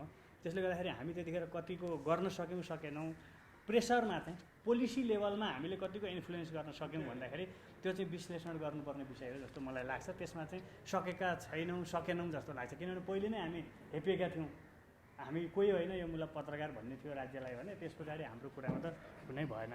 त्यस पछाडि अर्को चाहिँ यो पेसाबाट पलायन देखियो, यो फेजमा देखिएकै हो। यो पेसाबाट पलायन हुने चिज पनि यो कोरोनाको पिरियडमा हामीले देख्यौँ। त्यसलाई रोक्न हामी सम्पादकहरूले या अब सञ्चालकहरूले के गर्नुपर्थ्यो, कतिसम्म गर्नुपर्थ्यो। मैले महासङ्घमा गरेको सुझाव पनि त्यही थियो कि उहाँहरूलाई इकोनोमिक क्राइसिस भनेको चाहिँ मजदुरको, श्रमजीवी पत्रकारको मात्रै समस्या होइन। इकोनोमिक क्राइसिस त्यसलाई भनिँदो रहेछ जतिखेर मालिक पनि चल्न नसक्ने, मजदुर पनि चल्न नसक्ने, मालिक चल्न नसकेपछि मजदुर चल्न सक्ने भएन। त्यस कारणले यो दुईटै चिजलाई तपाईँहरूले कम्प्रिहेन्सिभ डिल गर्नुहोस्। महासङ्घले बरु एउटा अध्ययन कार्यदल बनाउनुपर्छ भने नि विज्ञहरूको एउटा बनाउनुहोस् र यो इकोनोमिक क्राइसिसमा परेको मिडियालाई कसरी रिभाइभ गर्न सकिन्छ भन्ने एनालाइसिस गर्नुहोस्। तपाईँहरू घर घरमा अफिसमा ब्यानर टाँग्ने, त्यतिखेर भर्खर जन्मदेव जयसी चाहिँ कता नागरिक केमा ब्यानर टाँगेर आएको भन्दै आउनुभएको थियो, हिलै जुत्ता लिएर आउनुभएको थियो। अनि मैले भने यो ब्यानर मात्रै टाँगेर समस्या समाधान हुने कुरा होइन होला।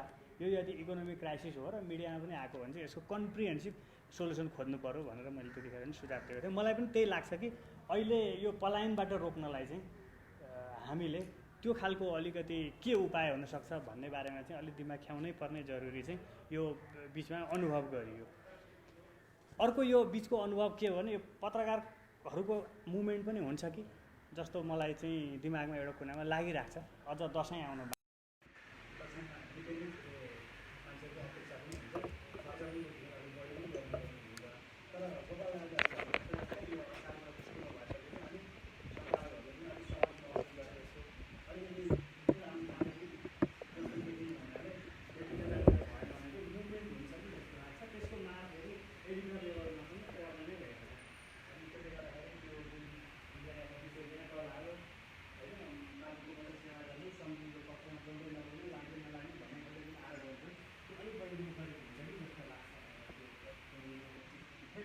सेकेन्ड फेज चाहिँ अब हामी फेरि लकडाउनमा जाने स्थिति आयो भने त्यो क्राइसिस आउँछ जस्तो लाग्छ।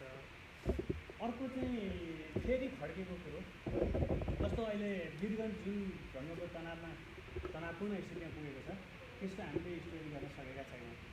त्यसको कारण के हो भने हामी काठमाडौँमा बढी केन्द्रित छौँ। अब त्यहाँको साथीहरूको रिपोर्टिङ गर्ने साथीहरू कति क्षमताले भ्याउँछ र हामीले त्यो नेटवर्किङ कति गर्छौँ भन्दाखेरि अस्ति हामी लडाइँ सकिएर उजाड भएको मैदान जस्तो भएको छौँ होइन। अब आर्थिक हिसाबले कति लेनपारको हिसाबले सबै कुराले गर्दाखेरि भएको छौँ। अनि कोरोना मुडमा छौँ अहिले अमित शाहले भने जस्तो। अनि यो स्थितिमा अहिले सेकेन्ड फेजमा वीरगञ्जमा जुन सकिएको शून्यमा झरेको भन्ने फेरि अगाडि बढेर आयो र त्यसको रापताप चाहिँ जनकपुरतिर गयो। फेरि हाम्रो काठमाडौँसँगको लाइफलाइन सबैभन्दा डाइरेक्ट भनेको वीरगञ्ज हो। त्यहाँको तरकारी पनि सिधै कालीमाटीतिर आइपुग्ने अनि त्यहाँबाट चाहिँ सबैतिर फैलिने भएको हुनाले यो अब चाहिँ मलाई के लाग्छ भने मेरो पनि हिजो अफिस समितिमा पनि छलफल हुँदै थियो। पहिले त हामी भागाभाग गऱ्यौँ, कोही घरमा कोही अफिस क्वारेन्टाइन भन्यो।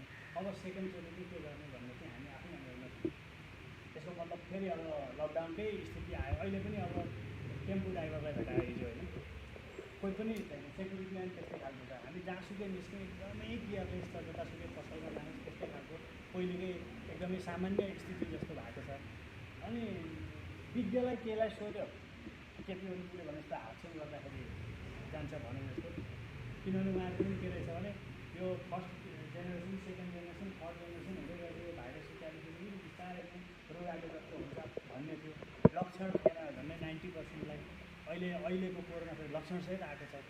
फेरि वीरगन्जमा एकदमै पहिले चाहिँ रोग लागेको मात्रै मरेको थियो, कोही अब पहिले नै मुटुको रोगी भएको या कोही अपक्षको रोगी भएको भने कुनै त्यस्तो खालको शारीरिक रोगै नभएको मान्छेको डेथ भयो त्यसै हप्ता। भनिसकेपछि यो अलिकति डेन्जरै आएको हो कि होइन। फेरि सरकारलाई हामीले के सिफारिस गर्ने त? अघि राजेन्द्र दाइले भनेको टाउके सबै हामी यही छौँ होइन। सरकारलाई अब हामी के भन्ने? के हेरेर कसरी सरकार ठुलो लकडाउन गर भन्ने होइन। लकडाउन सोल्युसन होइन, अस्ति देखेका छौँ। अब हिजो त मन्त्रीले, स्वास्थ्य मन्त्रीले गर्दा मिडियातिर गर्दा उसलाई पब्लिकलाई पनि गाली गर्दै हुनुहुन्थ्यो, सचेत आफै हुनुपर्ने तिनीहरू भनेर। कि हामीले पनि पब्लिक सचेत भएन मात्रै भन्ने हो कि एकदमै ठुलो भ्याकुमको स्थिति चाहिँ अहिले चाहिँ बिना किसिमले जस्तो भएको छ। अब के गर्ने त हाम्रो फर्दर चाहिँ? मलाई त अझ किरणले हिजो भन्दाखेरि के लाग्थ्यो भने यहाँ त फेरि कोहीले जस्तो विज्ञहरूलाई पनि बोलाउनु भएछ भने एकदम खुसी भएर म मेरो साथी पनि लियो अरे भाइ एकदम रिपोर्ट गरेर अब विज्ञले के भन्ने रहेछन् त भनेर आएको पनि भनेर हामी आफै मात्रै भन्ने रहेछ। त्यसले गर्दाखेरि एउटा चाहिँ लास्टमा यो अब के गर्ने भन्ने चाहिँ भ्याकुम छ एकदमै। यो चाहिँ ठुलो कुरा होला कन्टेन्ट क्राइसिस भन्ने। कन्टेन्ट क्राइसिस योभन्दा अर्को हुँदैन जस्तो लाग्छ एउटा एडिटर लेभलबाट सोच्दाखेरि। किनभने अब के सिफारिस गर्ने, के भन्ने, कता जाने होइन। इकोनोमी कति यत्तिकै हो ठिकै छ भन्ने कि विज्ञहरू पनि हाम्रो एक लेभल त सबै विज्ञहरूको हामीले लगभग अनुभवहरू सुनिसक्यौँ नि मिडियामा होइन। अब उहाँहरू पनि दुई भारै होला। फेरि विज्ञ पनि के गर्दो रहेछन् भने जुगाको लडाइँ चाहिँ विज्ञान नै हुँदो रहेछ भन्ने मैले यसपालि थाहा पाएँ। अर्काले ठिकै सिफारिस गर्यो भने त्योसँग रिस उठेको थियो भने यसले भनेको कुरै गलत पनि भन्दो रहेछ। त्यो पनि यसपालि थाहा पाइयो। त्यो विज्ञमा पनि पोलिटिसियनमा जस्तै अलिकति जुगाको लडाइँ हुँदो रहेछ। त्यसले गर्दा हामीले भर पर्ने फेरि विज्ञकै हो। त्यस कारणले अन्यल छ के गरौँ, बरु मिल्छ भने एकचोटि फेरि विज्ञहरू पनि बोलाएर फेरि सबै गर्नुपर्छ कि अरू पऱ्यो भने म भन्छु। यति मेरो यति हजुर। अहिले त्यसमा जोडेर अब के गर्ने भन्ने कुरा मैले टिक्ने कसरी भनेको थियो होइन। टिक्ने कसरी अब के गर्ने भन्ने बाटोमा एक राउन्ड मैले के गर्ने अब फ्युचर कसरी जाने भन्ने कुरामा वास्तवमा धेरै नै केयरफुल हुनुपर्छ। किनभने एकदमै लकडाउन भएको छैन र कति ठुलो छ समस्या भन्दाखेरि पत्रकारहरू साथीहरूले नि मजाले उठेर ठुला जस्तो विज्ञलाई अहिलेसम्म लकडाउन गर्दैनस्, देश सिद्धिसक्यो, यहाँ बर्बादै भइसक्यो देश भन्ने सोच राखेर पत्रकार साथीहरूले नि त्यो एकदम त्यो उनीहरूमा चाहिँ त्यो देखिन्छ त्यो पीडा होइन।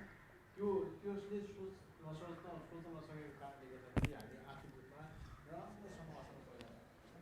र अहिले फेरि अब चाहिँ अब समाधान भएछ गोदाले भने जस्तो अब वास्तवमा चाहिँ आर्थिक रूपमा अलिकति राम्रोसँग फर्किने अवस्था आएको हो कि अहिले विज्ञापनहरू आउँछ अब ठिक हुन्छ त भन्ने कुरामा त्यति स्योर हुनुपर्ने अवस्था छैन। फेरि पनि के छ भने इकोनोमीको त्यो असर त त्यो 3-4 महिनाको असर त बल्ल अब पछि देखिँदैछ। हामीले के बुझ्नुपर्छ भने हामीसँग रेमिट्यान्सबाट आउने पैसा कम भएको छ, हाम्रो टुरिज्मबाट आउने पैसा कम भएको छ। मान्छेहरूले अब म पैसा कमाउँछु भन्ने सोच कसैको पनि छैन, अब जोगाउँछु भन्ने मात्रै सोच सबैको छ। भनेपछि डिमान्ड बजारबाट डिमान्ड स्वाट्टै घटेर जान्छ र अबको समस्या फेरि के हुन्छ भने अर्को ठुलो वेभ आउँछ, इकोनोमिक क्राइसिसको वेभ आउँछ। रोगको क्राइसिस त सकेको छैन, रोगलाई अझै 5-6 महिना लाग्ला अथवा 1 वर्ष लाग्ला भ्याक्सिन आउन त्यो हुन, तर इकोनोमिक क्राइसिसको चाहिँ इम्प्याक्ट अझै ठुलो आउँछ। र त्यो इकोनोमिक क्राइसिसलाई हामीले धानेनौँ भने हामीले चाहिँ नि सही तरिकाले अगाडि बढ्न सक्छौँ जस्तो मलाई लाग्छ। त्यस कारणले कसरी सोच्ने त भन्दाखेरि हामीले सोच्ने त लार्जर पपुलेसनको इन्ट्रेस्ट हो जस्तो लाग्छ मलाई। भने बढीभन्दा बढी जनताको इन्ट्रेस्ट हेर्ने हो भने हामीले अहिले नै अब फेरि दोस्रो चरणको चाहिँ नि लकडाउन गर्नुपर्छ कि पर्दैन अथवा सरकारले कसरी जानुपर्छ भन्ने कुरामा एकदमै केयरफुल हुनुपर्छ। र लार्जर पपुलेसनको इन्ट्रेस्ट हेर्दाखेरि सबैभन्दा ठुलो कुरा हामीले समस्यामा कहाँ परिरहेछौँ भने अब गरिबभन्दा गरिब जनताहरूलाई यति ठुलो समस्या परेर गइरहेको छ जुन कुरा चाहिँ नि हामीले माथिल्लो लेभल बसेर यो कुरा त्यसमा चाहिँ फेरि पानी क्रिएट गरिदिने, त्यसबाट फेरि लकडाउन गर्ने अथवा अनेक तरिकाले चाहिँ इकोनोमीलाई डामाडोल हुने किसिमको कुरा भयो भने आखिरमा हामीले के काउन्ट गरेनौँ भने यो बाढी पहिरोबाट मृत्यु भएका मान्छेहरू हामीले काउन्ट गरेन। बाढी पहिरोबाट त्यत्रो मान्छे मृत्यु भइ नै रहेको छ। अरू अन्य कारणमा कति मृत्यु भइरहेको छ त्यो हिसाब नगरेर अहिले करिब 1000मा 2 जना 2.5 1000मा 2.5 मान्छे मृत्यु भइरहेको कोरोनाको क्राइसिसले गर्दाखेरि हामीले लाभहरू हुन सक्यो र यो इकोनोमीलाई अहिले कोरोना सँगसँगै इकोनोमीलाई कसरी अगाडि बढाउनु भन्ने सोच्यो भने किनभने आज कतैले सोच्यो भने बजार खुला छ, लकडाउन खुला छ, बजारमा केही पनि गएको छ। म विचारमा आफ्नो जानकारीले कुरा गरिरहेको छु, बजारमा केही पनि बिजनेस छैन। त्यो जब बजारमा केही पनि बिजनेस हुँदैन, जब चाहिँ इकोनोमी चल्दैन भने लकडाउन भए पनि नभए पनि त्यो इकोनोमिक प्रेसर त बढेरै आउँछ। अब दसैँको पालो दसैँ आउने बेलामा अलिकति त्यो कुकुलो भएको हो कि जस्तो, किनभने अन्तिम प्रयास सबैले गर्ने हो। तर दसैँको बेलासम्म पनि कुनै किसिमको रिजोल्युसन आएन भने पनि एकदमै गाह्रो हुन्छ। उहाँ त्यस कारणले त्यो कुरामा सर्वसाधारणको हित हेरेर कुरा गर्नुपर्छ। हामीले पोलिसी प्लानिङ गराउँदा पनि सर्वसाधारणको हित हेर्नुपर्छ र अब कसरी अगाडि बढ्ने भन्ने कुरामा अझै वृहत छलफल हुनुपर्छ जस्तो मलाई लाग्छ। किनभने पत्रकारिताको एकदमै ठुलो जिम्मेवारी छ र मलाई के लाग्छ भने पहिलो चरणको लकडाउनको लागि हामी पत्रकारहरू बढी जिम्मेवार छौँ। जुन गलत तरिकाको लकडाउन लाग्यो त्यसमा हामी सरकारलाई त गाली गर्छौँ हामी बसेर, तर हामीले जुन किसिमको एउटा यो त्रासको भावना फैलायौँ त्योमा हामी बढी जिम्मेवार छौँ जस्तो लाग्छ। र अर्को दोस्रो कुरा चाहिँ के हो भने पत्रकारिताको असर के पर्छ भन्दाखेरि वास्तवमा पत्रकारिताबाट मान्छे अब बाहिर जान्छ त अरू फिल्डमा जान्छ त भन्ने पनि अवस्था चाहिँ छैन भन्छु हो। किनभने कुनै पनि फिल्डमा जागिरै छैन, कुनै पनि फिल्डमा अपर्च्युनिटी नै छैन। त्यस कारणले मिडिया हाउसेसहरूले चाहिँ कसरी सोच्नुपर्छ भने आफूले सकेको म्यान पावर रिटेन गर्ने, आफ्नो अर्गनाइजेसनको आफ्नो अफिसको मान्छेलाई सकभर रिटेन गर्ने, उनीहरूले छोडेर उनीहरूलाई निकाल्ने होइन। रिस्ट्रक्चरिङ अहिले सबैभन्दा राम्रो वर्ड चाहिँ रिस्ट्रक्चरिङ। राम्रा मान्छे ठुल्ठुलो हाउसबाट निक्लेका छन्, तिनलाई ल्याएर आफ्नो पुरानो छत्र मान्छेहरूलाई निकाल्ने भन्ने कुराको सोच राख्नु हुँदैन जस्तो लाग्छ मलाई। त्यसले सबभन्दा ठुलो अर्को समस्या खडा गर्छ। अनि त्यसले चाहिँ त्यस्तो किसिमको काम गर्यो भने चाहिँ पत्रकारमा जुन पत्रकारबाट बिग्रिने कुराहरू छ त्यो आउन सक्छ। अझै 3-4 महिना 5-6 महिना चाहिँ मेरो विचार 2021बाट हामी बाहिर निक्लिनु सक्दैनौँ, निक्लेका छैनौँ र 3-4 महिना 5-6 महिनापछि कसरी हुन्छ भन्ने थाहा हुन्छ। तर त्यो बिचमा सरकारलाई कस्तो किसिमले कसरी जिम्मेवारपूर्ण तरिकाले यो कन्ट्रोल गर्ने, रोगलाई कसरी कन्ट्रोल गर्ने हो, कसरी जनताहरूले जिम्मेवारीपूर्ण तरिकाले बिहेभ गर्ने हो भन्ने कुरामा बढी जोड दिनुपर्छ जस्तो मलाई लाग्छ।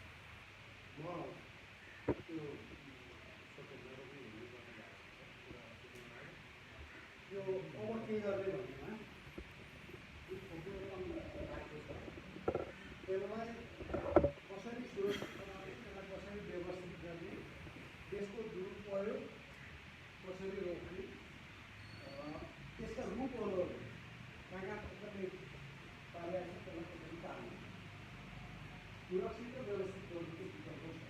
अर्को फेरि लकडाउनमा गर्नु नेपालले हाल्दैन, नेपाली समाजले त्यसलाई कारण के हो भने आर्थिक सङ्कटले मान्छेलाई यति विक्षिप्त बनाइदिन्छ कि अनि रोग महामारी सब कुराहरू उसको प्राथमिकतामा आउँदैनन्, कोही मर्ता क्या नगर्ता भन्ने अवस्थामा जान्छ। त्यसको लागि अब जस्तो प्रेसले कस्तो कुराहरू लुपोलहरू अलिकति कभरेज अलिकति कन्टेन्टमा गहिराइमा गयो भने कहाँ जान सक्छ भने जस्तो हामीले कहिले पनि रिपोर्टिङ गरेको छैन। म अस्ति घरबाट आउँदै गर्दाखेरि खुर्कोटदेखि यता लागिसकेपछि अलिकति विशेष दृश्य देखेँ। जहाँ चेक पोइन्ट छ त्यहाँ चाहिँ पहरै गाडी रोक्छ, उताबाट फोनमा आएको छ पहरै रोक्छ, गाडी पास हुन्छ, त्यसपछि ओरो मान्छेहरू पैदल पास गर्छ अनि उहाँबाट गाडी चल्छ, फेरि अर्को चेक। अब त्यो मैले पत्ता के लगाएँ, मान्छे फेला पार्दाखेरि भने सर्लाहीबाट काठमाडौँ आउँदाखेरि 10,000 रुपियाँ तिरिरहेको छ। बर्दिवासदेखि काठमाडौँ, बर्दिवाससम्म आउनु, त्यहाँबाट काठमाडौँ छिराइदिए बापत 10,000 कारोबार। जगतेमा जुन स्वाब टेस्ट भयो कतिको भयो, त्यसमध्ये 24जना पोजिटिभ भेटिए। 24जना मध्ये 11जना चाहिँ त्यो सुमोका ड्राइभर भेटिए। अर्थात् यो अब पुलिस, यो सवारी चालक आदिको नेक्स्ट छ। 10,000 रुपियाँ बर्दिवासदेखि काठमाडौँसम्मको भाडा मुस्किलले 700-800 रुपियाँ हो सुमोमा आउनु, र 10,000सम्म पुगेर मान्छे। अब किन आएको त मान्छे भने तराईमा धान रोपाइ भइसक्यो, अब रोजगारीको कुनै विकल्प छैन। पाहाडबाट त्यसरी मान्छे ओइरहेको छैन, अन्तबाट आउँदाखेरि तराईबाट मान्छे आइरहेको छ, किनभने रोजगारी यहाँ छ, अवसर यहाँ छ। ऊ त्यहाँ सर्भाइभ गर्न सक्दैन, इन्डिया जान पनि ऊ सक्दैन, त्यसले गर्दा आउँछ। तर मैले खाली सारांश के भने जो खुकुलोपन आएको छ हाम्रो इकोनोमी एकदमै सानो, एकदमै मार्जिनलाइज सिचुएसनमा भएको हुनाले यसलाई एक व्यवस्थित गर्ने, मान्छेलाई त्यही सम्झाउने, त्यही कारवाही गर्ने, त्यही बनाएर व्यवस्थित गरेर जानुको विकल्प छैन। र दोस्रो पोइन्ट चाहिँ प्रेसलाई जोगाउने। यो मिडिया सबै पाटो कुरा गर्दा हामीले पत्रकारिता भन्ने कुरालाई अलिक बढी फोकस गर्नुपर्छ र प्रेस पत्रकारितालाई खालि मिडिया मात्रै पत्रकार मात्रै जोगाउने होइन कि मर्मसहितको त्यो स्पिरिटसहितको मिसनसहितको त्यसलाई कसरी जोगाउने। सानो दृष्टान्त धेरै मिल्दैन। 46 सालमा आन्दोलन सुरु भइसकेपछि अब त्यतिखेर प्रेस पनि सानो थियो, स्कोप पनि सानो थियो, तर हामी थुप्रै पत्रकारहरू बेरोजगार भयौँ। काहीँ छैन, हाम्रा पत्रिका बजारमा जाँदै जाँदैन, अब बिक्री भएर चल्नुपर्ने विज्ञापन थिएन, बिक्रीबाट बेच्नै दिँदैन थियो। सेन्सरले पहिले लगिदिइहाल्थ्यो। के गर्ने भनेपछि गोपालजी र म थियौँ, अरू त यहाँ त्यति थिएन। जस्तो नेफेजले के गर्यो भने हामीसँग पैसा रहेछ, यो पैसा चाहिँ पत्रकारहरूलाई सपोर्ट गर्नु त्यसैले। अनि के भनेर सपोर्ट गर्ने भने पत्रकारहरूलाई फेलोसिप भनेर सपोर्ट गर्ने। किन र हामीले त्यति बेर 40-46 जना कति पत्रकारलाई चाहिँ नेफेजले सर्भाइभ गर्नको लागि मद्दत होस् भनेर आन्दोलन त्यति धेरै लामो गएन पछि त, तर फेलोसिप बाँड्यो। त्यस्तै मिडिया इन्स्टिट्युसनहरूले अरूहरूले पनि व्यक्तिहरूले पनि सहयोग गरेका थिए त्यतिखेर त्यो सबै काम गर्न। त्यही कारणले पत्रकारिता जोगाउनेलाई मिसन बनाएर अगाडि जानुपर्छ। धन्यवाद। तपाईँले बोल्नु भएको छ। तर आई थिङ्क यो हामीले चाहिँ हेर्दाखेरि चाहिँ यो हामी जुन जुन मिडिया आउटलेटमा छ रेडियो हामी चाहिँ अझै के हो भने हाम्रो आफ्नै त्यो जुन लेगेसी आउटलेट चाहिँ जोगाउन लागिरहेको हुन्छ। किनभने अब यो क्राइसिसपछि यो ल्यान्डस्केपै चेन्ज हुन्छ होइन, पत्रिकाको ल्यान्डस्केप हुन्छ, रेडियोको ल्यान्डस्केप हुन्छ, टिभीको ल्यान्डस्केप हुन्छ। तर हामी चाहिँ हाम्रो एकदम कोसिस चाहिँ हामी सबैजनाको एउटा जोगाउँछ क्या, त्यो चाहिँ नहुने कुरा हो, प्रगतिले पनि नहुने कुरा हो। त्यस कारणले हामीले हाम्रो उसमा कसरी इनोभेसन गर्नुपर्छ भन्ने कुरामा एकदम सिरियसली कुनै पनि आउटपुट त्यसको ज्याक लाग्दैन। यसो हेर्दाखेरि मतलब बुझिन्छ नि त्यो खासै त्यसमा चाहिँ अहिले चाहिँ यसो अब बताउनु पऱ्यो भन्ने जस्तो मात्रै छ। यसले चाहिँ त्यो बच्चा जस्तो पनि लाग्दैन। मैले यसो हेरिरहेको थिएँ अस्ति यो न्युयोर्क टाइम्सको मैले खुब उनीहरूको यो कर्पोरेट मुभमेन्टहरू खुब फलो गर्छु क्या। तिनीहरूले के कुरा किनिरहेको हुन्छन्, त्यहाँ यति धेरै कुराहरू त नयाँ नयाँ स्टार्टअपहरू एक्वायर गरिरहेको छ। उसले कि 20 वर्षपछिको जर्नीमा हेरिरहेको छ नि त, हामी यहाँ 3 महिनापछि पनि हेरिरहेको छौँ जस्तो लाग्छ क्या।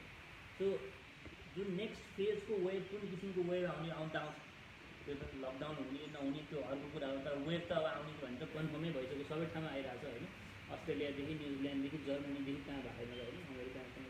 सो त्यो हिसाबमा चाहिँ अब रियल क्राइसिस चाहिँ हाम्रो आई थिङ्क अब आउँछ जस्तो लाग्छ हाम्रो मिडियामा।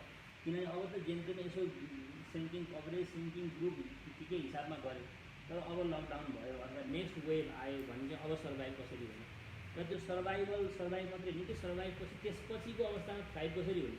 हाम्रो मिडियमहरू के हुने, त्यही पत्रिकै छाप्ने हो, पत्रिकाले अनलाइनले त्यही ट्रेडिसनल तरिकाले समाचार लेख्ने हो, झन् टिभीले त्यही किसिमको रिपोर्टिङ गर्ने हो, के हो त त्यो कसरी अगाडि बढ्ने भन्ने कुरामा आई थिङ्क हाम्रो कलेक्टिभ अलिकति गहन त्यसमा हुनुपर्छ होला। अर्को कुरा चाहिँ अहिले ठ्याक्क मलाई यो कुरा आज मिटिङमा पनि कुरा भएको थियो, हजारले भन्नुभएको कुरामा सिंहदरबारको हाम्रो फोकसै छैन क्या अहिले। सब खाली छ, के छ, कहाँ कहाँ नीतिगत निर्णय ड्याङ ठोकेछन्, तपाईँ मन्त्री प्रशासन लिएर गरेका छन्, हामी त्यो हेर्ने पुस्तक छैन, म्यान पावर पनि छैन, केही छैन। जुन खालको अलिकति यो लकडाउन अगाडि चाहिँ भनौँ न लगभग नेता सबैले चाहिँ 2-4 स्टोरीमा जुन फलो गरिरहेको त्यो ड्याम नै सुकेर गएको छ अहिले। त्यो फलो गर्ने म्यान पावर छैन, भएको मान्छे हिँडिसक्यो, के गरिसक्यो, त्यसले त ठुलो इम्प्याक्ट पारेको। र अर्को यही कोरोनाकै विषयमा पनि लोकल लेभलमा पनि कम्ती भ्रष्टाचार भएको छ, कम्ती पैसा पाएको छन् यो चाहिँ प्रोभिन्स र लोकल लेभलले। त्यसको त हिसाब किताब हामी त गर्नै सकेका छैनौँ। सिआइजीबाट स्टोरी आएको न, त्योभन्दा बाहेक अरू हामीले त्यस्तो स्टोरीहरू गर्न सकेका छैनौँ। किनभने यो त यसको इम्प्याक्ट त फेरि त्यसको बजेटमा पर्छ, त्यसको त फेरि मल्टिफोल्ड इम्प्याक्ट हुन्छ नि त। त्यो इम्प्याक्टको हामीले अलिकति राम्रो असेसमेन्टहरू चाहिँ गर्न सकेका छैनौँ। अर्को चाहिँ आई थिङ्क यो बिजनेसको पनि हामीले इम्प्याक्ट के भयो भन्ने कुरा त अलिकति यो रिपोर्टिङहरू आयो, अब यो समस्या छ भन्ने कुरा। तर यही उसमा पनि कसरी चाहिँ त्यो नयाँ तरिकाले कुनै कम्पनी जान खोजिरहेको छ कि, नयाँ तरिकाले इनोभेसन गर्न खोजिरहेको छ कि, होटल इन्डस्ट्रीले गरिरहेको छ कि, अथवा अरू फुड इन्डस्ट्री अरू यावत इन्डस्ट्रीले गरिरहेको छ कि भन्ने कुराहरूमा हामी त्यति धेरै पनि फोकस भएको छैन जस्तो लाग्छ। सो त्यस कारणले आई थिङ्क त्यो अब आउने जाने कुरामा चाहिँ म त्यति धेरै चिन्ता गर्दिनँ कि पत्रकारहरू आउने छोड्ने जाने कुरामा यो नेचुरल प्रक्रिया हो। अर्को जेनेरेसन आउँछ उ गर्छ, खासै हामी त्यस्तो वरि हुनु पर्दैन जस्तो लाग्छ। भोलि यो लुक्रेटिभ पेसा भयो के भयो भने फेरि अर्का मान्छेहरू आउँछ, त्यसमा खास उ गर्नु पऱ्यो। तर चाहिँ के भने हामीले गर्ने कभरेज र हाम्रो इनोभेसन नेक्स्ट फेजको इनोभेसन के हो त? अब एक फेजमा त आयो, एक फेजमा पत्रिकाहरू आयो 40 सालपछि होइन, त्यसपछि अनलाइनका वेबहरू आयो। अबको के हो त? अब what is after this crisis भन्ने कुरा चाहिँ आई थिङ्क हामीले अलिकति सोच्यौँ भने चाहिँ यसलाई सशक्त पनि बनाउन सकिन्छ र हाम्रो गर्ने कभरेज पनि इम्प्याक्ट पनि हुन्छ। नत्र अनि हामी आफै देश समातेर चाहिँ अब यसलाई जोगाउनुपर्छ भन्यो भने चाहिँ आई थिङ्क हामी पनि सकिन्छौँ, त्यो मिडियाहरू पनि सकिन्छ, अनि पत्रकारिता त्यो सँगसँगै पनि जान्छ जस्तो लाग्छ। म अलिकति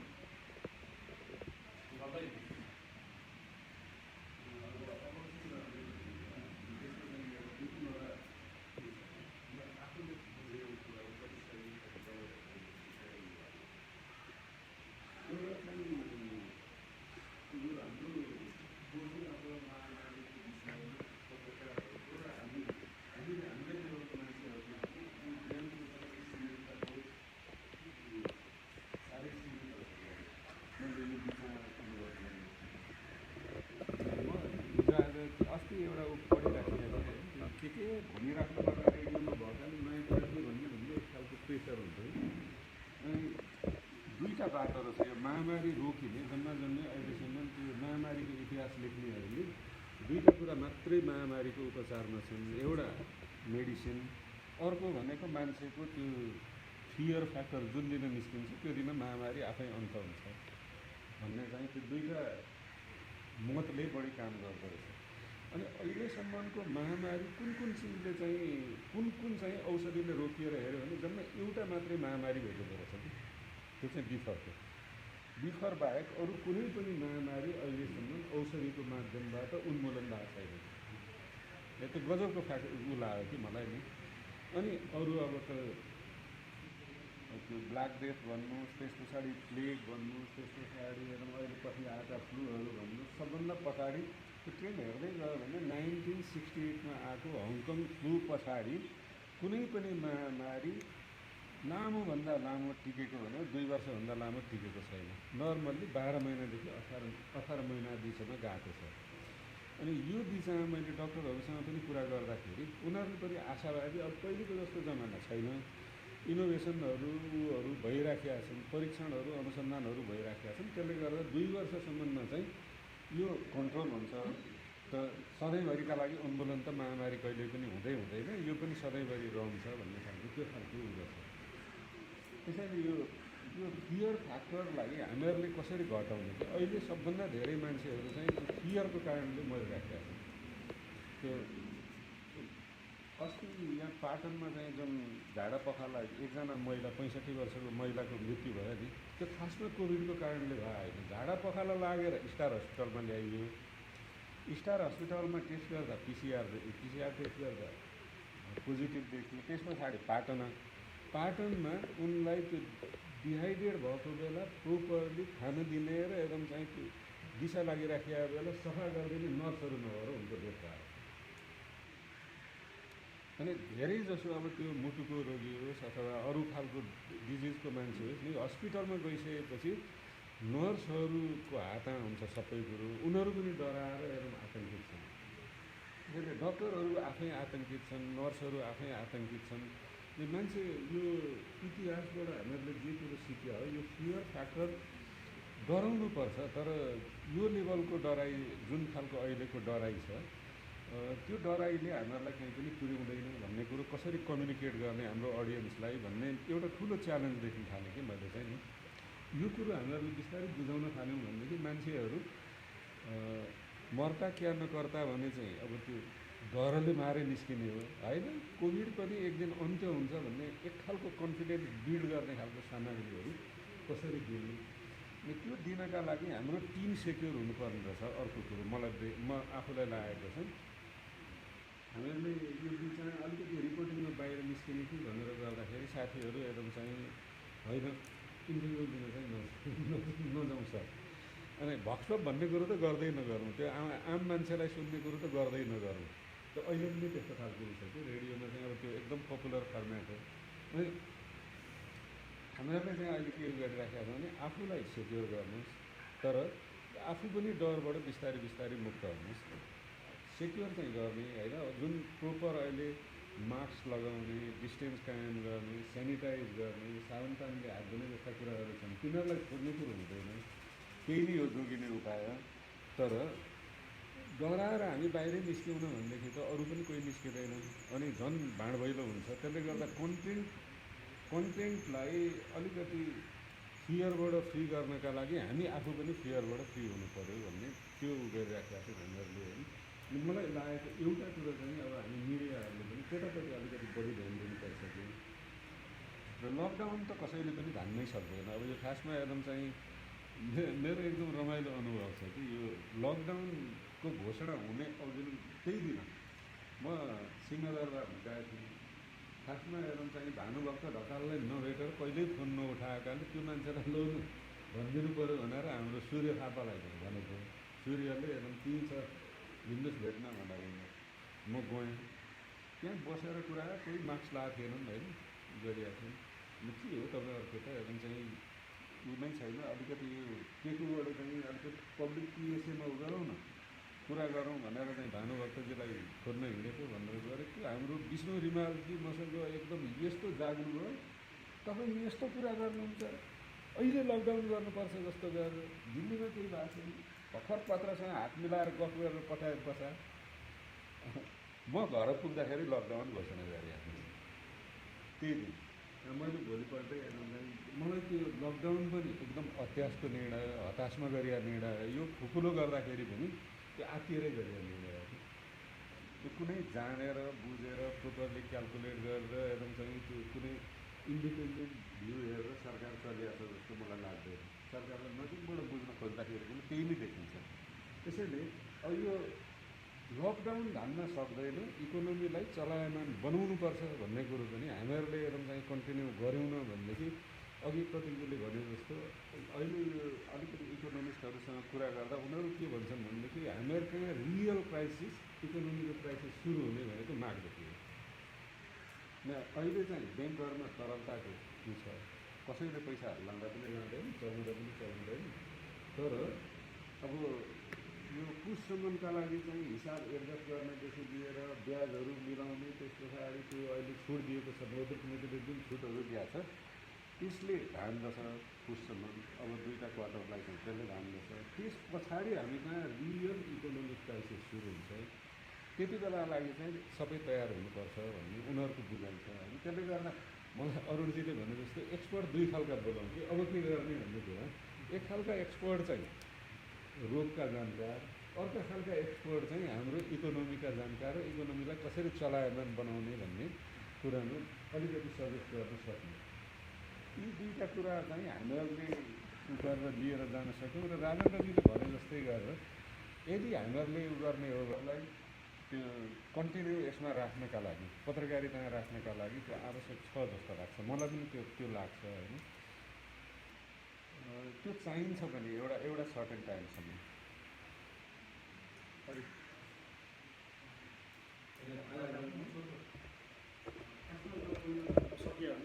सरकारको ठ्याक्कै यो समस्यासँग जतिखेर लकडाउन सुरु भयो, लकडाउन सुरु भनेपछि झगडापछि गर्दा अरू सबै कार्यलाई उसले बन्द गर्न चाहेको जस्तो संसदै हातमा बन्द गर्यो है। जुन संसद बन्द हो त्यो सभामुखले मलाई फोन गर्छ, कतै कुनै मिडिया हुन्न तर मलाई साह्रै पीडा भयो भने तपाईँलाई भयो व्यक्तिगत रूपमा पनि पोख्छु भन्यो। यो जतिखेर हाउस बन्द गरेँ मलाई जानकारी पनि छैन, मलाई हाउस बन्द सानो सङ्केत पनि दिएको छैन। संसद त एउटा छुट्टै अङ्ग भनेर तपाईँहरू सधैँ लेख्दै आउनु भएको थियो, सरकारलाई निगरानी गर्ने, सरकारलाई सचेत गराउने, सकेसम्म नियन्त्रण पनि गर्ने भनेर भन्नुहुन्थ्यो। तर यो संसदको हाउस अन्त्य भएको मलाई पूर्व जानकारी समेत भएन। अब यस्तो अवस्थामा छ के गर्ने भनेर मलाई सोध्नुभयो। अनि मैले त के गर्ने भने अब म मिडियामै भएको इन्टरभ्यू लिन लगाइदिएँ। म कोही साथीसँग तपाईँलाई कुराकानी गराइदिएँ, म अहिले त अब गरेन। तर हेर्नुहोस् यो चाहिँ संसदलाई सरकारले राख्न चाहेन जस्तो अवस्था भयो। कम्तीमा सोधेर एउटा मर्यादा समेत राखिदिएको भइदियो हुन्थ्यो। संसदको मर्यादा समेत सरकारले नराखिदिएको अवस्था छन्। संसदलाई त त्यो अवस्थामा पुर्याएको छ भने अन्यत्र सरकारले के गर्न खोजिरहेको होला त्यो हामीले त्यो बुझ्न सक्ने नै हो। त्यसले गर्दा सरकार सबै कुरालाई चाहिँ जसरी पन्छाउँदैछ सबै बन्द गर्न खोजेको त्यसमा चाहिँ सिरियस हुनैपर्छ। ऊ आन्तरिक झगडाकोलाई चाहिँ हामीले अब मिडिया पनि त्यतातिर बढी केन्द्रित भएको छ। त्यसले गर्दा जुन किसिमको हामी चरम समस्यामा छौँ त्यो समस्याको बारेमा चाहिँ कतै छलफल भएन। यो अब के गर्ने भनेको सरकारले बहस बढी छलफल गर्नुपर्छ होइन। सरकारले यसो बहस गरेको जस्तो लाग्दैन त ऊ आनन्द साथ झगडाको दिनौँ चाहिँ यो विजय कुमारको को पसेर निस्क्यो भन्दा त्यसमा मात्रै नै अब बढी केन्द्रित भएको कारणले गर्दा यो अप्ठ्यारो चाहिँ छ। अनि अर्को चाहिँ अब मिडियाकै अब नेक्स्ट वेब के होला अब जुन सुरु गर्नु मलाई चाहिँ के लाग्छ भने अब ठुला मिडियाहरूलाई गाह्रो छ। अब त्यो हामीले बुझ्ने कुरा हो, सजिलो छैन। र अनि अर्को चाहिँ उनीहरूले आफैले पहिला अलिकति डर देखाए जस्तो मलाई चाहिँ त्यो कतिपय बेलामा नियतिवश हुन्छ, कति बेलामा नियतवश हुन्छ। तर अहिले जुन ठुला मिडियाहरूले चाहिँ के भने सुरुमै यिनीहरूले जुन किसिमको आफूलाई एकदम सङ्कटमा पार्न खोजे त्यो चाहिँ नियति थियो, के अरे नियतवश थियो भन्ने उनीहरू नियति होइन कि नियतवश थियो।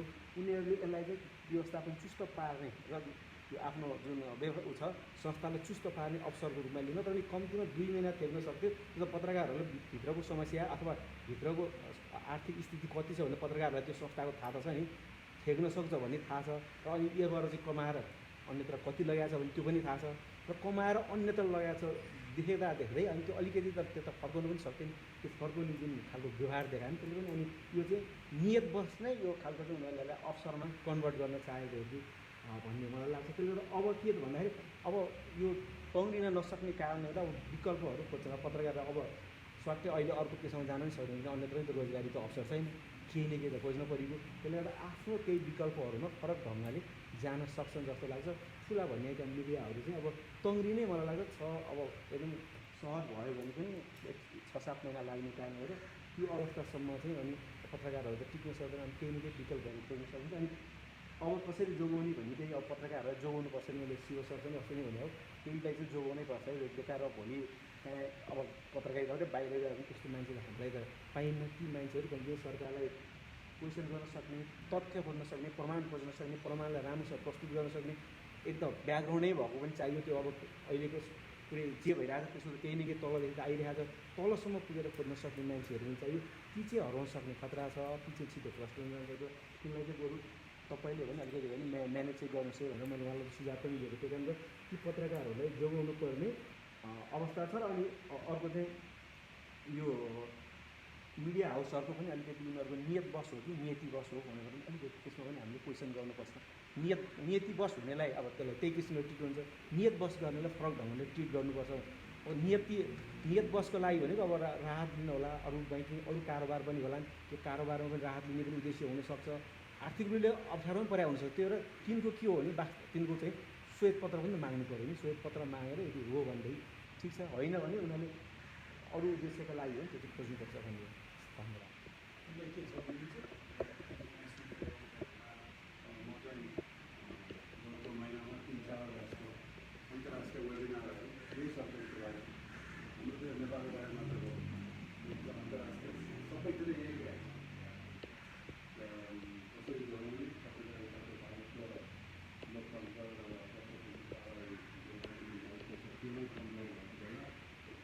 र यो सङ्कट चाहिँ अहिले कोभिडले मात्र ल्याएको होइन। मिडियामा आएको सङ्कट त यो कोभिडदेखि थियो सङ्कट।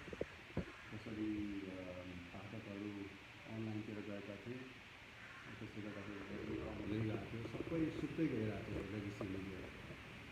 र संसारभरि नै लोकतन्त्रलाई रोग जस्तै गरेर फैल्यो। फिलिपिन्सबाट सुरु गरेपछि अनि अमेरिका, त्यसपछि अस्ट्रेलिया, इन्डिया, सबैतिर अहिले यो संसारभरि हेऱ्यो भने कुन देशमा कोभिड सबभन्दा भयानक किसिमले फैलिएको छ हेऱ्यौँ जहाँ गभर्नेन्सको फेलियर भयो, जहाँ यस्तै जस्तै नेताहरूले गलत नीतिबाट कोरोनालाई फैलिन दिइरहेको छ। अब त्यसको बारेमा लेख्नलाई एउटा एकदम शक्तिशाली मिडिया चाहियो, स्वतन्त्र मिडिया चाहियो। तर मिडिया नै सङ्कटको बेलामा पऱ्यो। त्यो क्राइसिसै 3-4 ठाउँबाट एकैचोटि आएर दियो। त्यसले गर्दाखेरि हाम्रो एउटा अझै बढी भएको कारण चाहिँ त्यो हो। र अब प्रकाशक पनि सम्पादक पनि भएको नाताले चाहिँ हाम्रो चुनौती चाहिँ के भने एक किसिमले यो व्यवसाय पनि बचाउनु पऱ्यो, अनि पत्रकारितालाई पनि बचाउनु पऱ्यो र पत्रकारलाई पनि बचाउनु पऱ्यो। भनेपछि यो तिनटै खालको चुनौती भएको हुनाले यसले चाहिँ हामीलाई झन् गाह्रो पारेको छ। र जुन बेला मिडिया सबैभन्दा स्वतन्त्र हुनुपर्ने थियो राजनीतिक हिसाबले, आर्थिक हिसाबले, अरू किसिमले, त्यही बेला चाहिँ मिडियालाई एउटा अस्तित्वकै सङ्कट पर्छ। अब यसमा ठुला मिडियाहरूको ओभरहेड झन् बढी हुन्छ, त्यसैले उनीहरूलाई झन् ठुलो चुनौती होला। सानो मिडियालाई अलिक कम हुन्छ किन ओभरहेड कम हुन्छ। तर सबैतिर चाहिँ सबै मिडियाहरू, सबै सम्पादकहरू संसारभरि नै यही सङ्कटमा छ। अब के गर्ने भन्दाखेरि अब नयाँ संरचना, नयाँ माध्यम र नयाँ किसिमको सामग्री बाहेक चाहिँ अब अगाडि बढ्दैन। अघि उहाँले भने जस्तो यो लेगेसी मिडियाले रिइन्भेन्ट नगरिकन आफूलाई चाहिँ अगाडि बढ्दैन। त्यसमा कन्टेन्ट पनि रिइन्भेन्ट गर्नु पऱ्यो, बिजनेस मोडल पनि रिइन्भेन्ट गर्नु पऱ्यो, नयाँ किसिमले हेर्नु पऱ्यो। त्यसमा धेरै खालको आइडियाजहरू छन् संसारभरिमा। एउटा आइडिया चाहिँ यो कस्ट घटाउनलाई डिस्ट्रिब्युटेड न्युज रुम भन्छ। त्यो भने के रहेछ भने जुन हामीले अब अस्ति यो सुरुदेखि हामीले प्रयोग गर्न आएकै गर्न थालेकै त्यही रहेछ, डिस्ट्रिब्युटेड न्युज रुमै रहेछ। म मात्रै छु न्युज रुममा, रिपोर्टहरू सबैजना छरिया चाहिँ गाउँ गाउँ जस्तो छ होइन। त्यसरी यो चाहिँ अब उनीहरूले एकदम आविष्कार गरे जस्तो गरेर भन्दैछन् क्या पश्चिमा पत्रिकाहरू। एउटा उदाहरण दिए उनीहरूले गार्जियन जस्तो पत्रिका अहिले सङ्कटमा छ होइन, ठुलो सङ्कट। त्यो सङ्कट फेरि कोभिडभन्दा अगाडिदेखिकै हो उनीहरूको लागि। कसरी कुन सब्सक्राइबर मोडलमा जाने कि मेम्बरसिप मोडलमा जाने कि पेवाल मोडलमा जाने कि त्यो सङ्कट उनीहरूले भोगिरहेको थियो पहिलेदेखि। अब एउटा उपाय के निस्क्यो भने उसको त्यो लन्डनको एकदमै व्यापारिक क्षेत्र किङ्स क्रसनिर भव्य बिल्डिङ थियो क्या, एकदमै। अब मिडिया चाहिँ यस्तो भनौँ न एकदम किसिमले सङ्कटमा छ आर्थिक हिसाबले, तर उसको भवन चाहिँ त्यस्तो भव्य छ फेरि। त्यसैले किन त्यो भवनलाई के अरे भाडामा नदिएर अनि फेरि एउटा डिस्ट्रिब्युटेड न्युजमा चलाउनु पत्रिका चलिहाल्छ भने त्यस्तो यस्तो आइडियाहरू पनि छन्। र अब रेभेन्यू सोर्स चाहिँ कहाँबाट आउने हो? अहिले धान्य भनेकै अब कति धान्य हो होइन, गोपालजीले भनेको ठिक होला 6 महिनाभन्दा बढी नजाँदा भ्याक्सिन आउला त्यो बेलासम्म। तर 6 महिनासम्मलाई पनि धान्यलाई खोइ त लिक्विडिटी अहिले त चाहिएको लिक्विडिटी नै हो साँच्चीको यो प्रकाशकहरूलाई र मिडियाको स्वामित्व हुने मान्छेहरूलाई। उनीहरूको अरू व्यवसाय होला, तर हामी जस्तो सम्पादक पनि अनि प्रकाशक पनि भएकाहरूलाई एकदम सीमित छ। अनि कसरी त्यो भएको लिक्विडिटीलाई कसरी अब कतिसम्म बढी चलाउने, त्यसमा चाहिँ कस्ट नघटाए हुँदैन। रेभेन्यू आउने त अहिले कुरै छैन, आए पनि एकदमै 10% 20% होला। त्यसैले त्यहाँबाट उपाय खोज्ने चाहिँ केबाट हो सकेसम्म धान्ने अहिलेलाई। र यो अहिले आएको सङ्कट चाहिँ यो डिजिटल मिडिया लेगेसीबाट डिजिटलमा जाने जुन अहिले ट्रान्जिसन छ, त्यो 5 वर्षमा यसै पनि आउँदैन पायो होइन, 5 पनि होइन 2-3 वर्षमै आउँछ। हामी यसै पनि बाध्य भएर प्रिन्ट बन्द गरेर डिजिटलतिर जानै पर्छ। तर यो सङ्कटले गरेर त्यो चुनौती अवसर चाहिँ अहिले नै आयो, चाँडै आयो। तर कस्तो बेलामा आयो भने हामी प्रिपेयर नभएर, हामी 2 वर्षपछि प्रिपेयर हुन्छन् होला त्यो हाम्रो बिजनेस मोडल चलाउँदै गएर। र अहिले चाहिँ हामी प्रिपेयर नभएको बेलामा आएर यसले हामीलाई हिर्काएको हुनाले हामी सङ्कटमा पऱ्यो। तर उपायहरू छन्। अब यसमा सकेसम्म फ्लेक्सिबल हुने, कस्ट काट्ने र कन्टेन्टलाई चाहिँ सकेसम्म मिनिङफुल बनाउने। अहिले यो जुन आर्थिक सङ्कट आएको त्यस्तो जुन आर्थिक सङ्कटले मिडियालाई दबाइरहेको अहिले त्यही आर्थिक सङ्कट भएर लेख्नुपर्छ क्या हामीले त्यो पनि, र गहिरेर लेख्नुपर्छ। अब त्यो आर्थिक सङ्कट आउनुमा पनि फेरि राजनीतिक कारणहरू छन्, त्यो पनि खताउनु पऱ्यो। अनि यसको स्वास्थ्यको एङ्गल पनि खताउनु पऱ्यो। स्वास्थ्यको विज्ञहरू पनि आफ्नो बाँच्नु, तपाईँले उहाँको एउटा आर्थिक मान्छे एउटा स्वास्थ्यको मान्छे कहाँ, स्वास्थ्यको मान्छे नै बाँच्छ आफ्नो एउटा पब्लिक हेल्थ मान्छे एक्सपर्ट र डाक्टरको बिचमा कुरै मिल्दैन।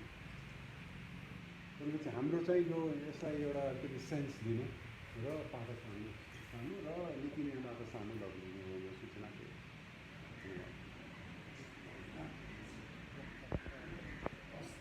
धन्यवाद सबैलाई।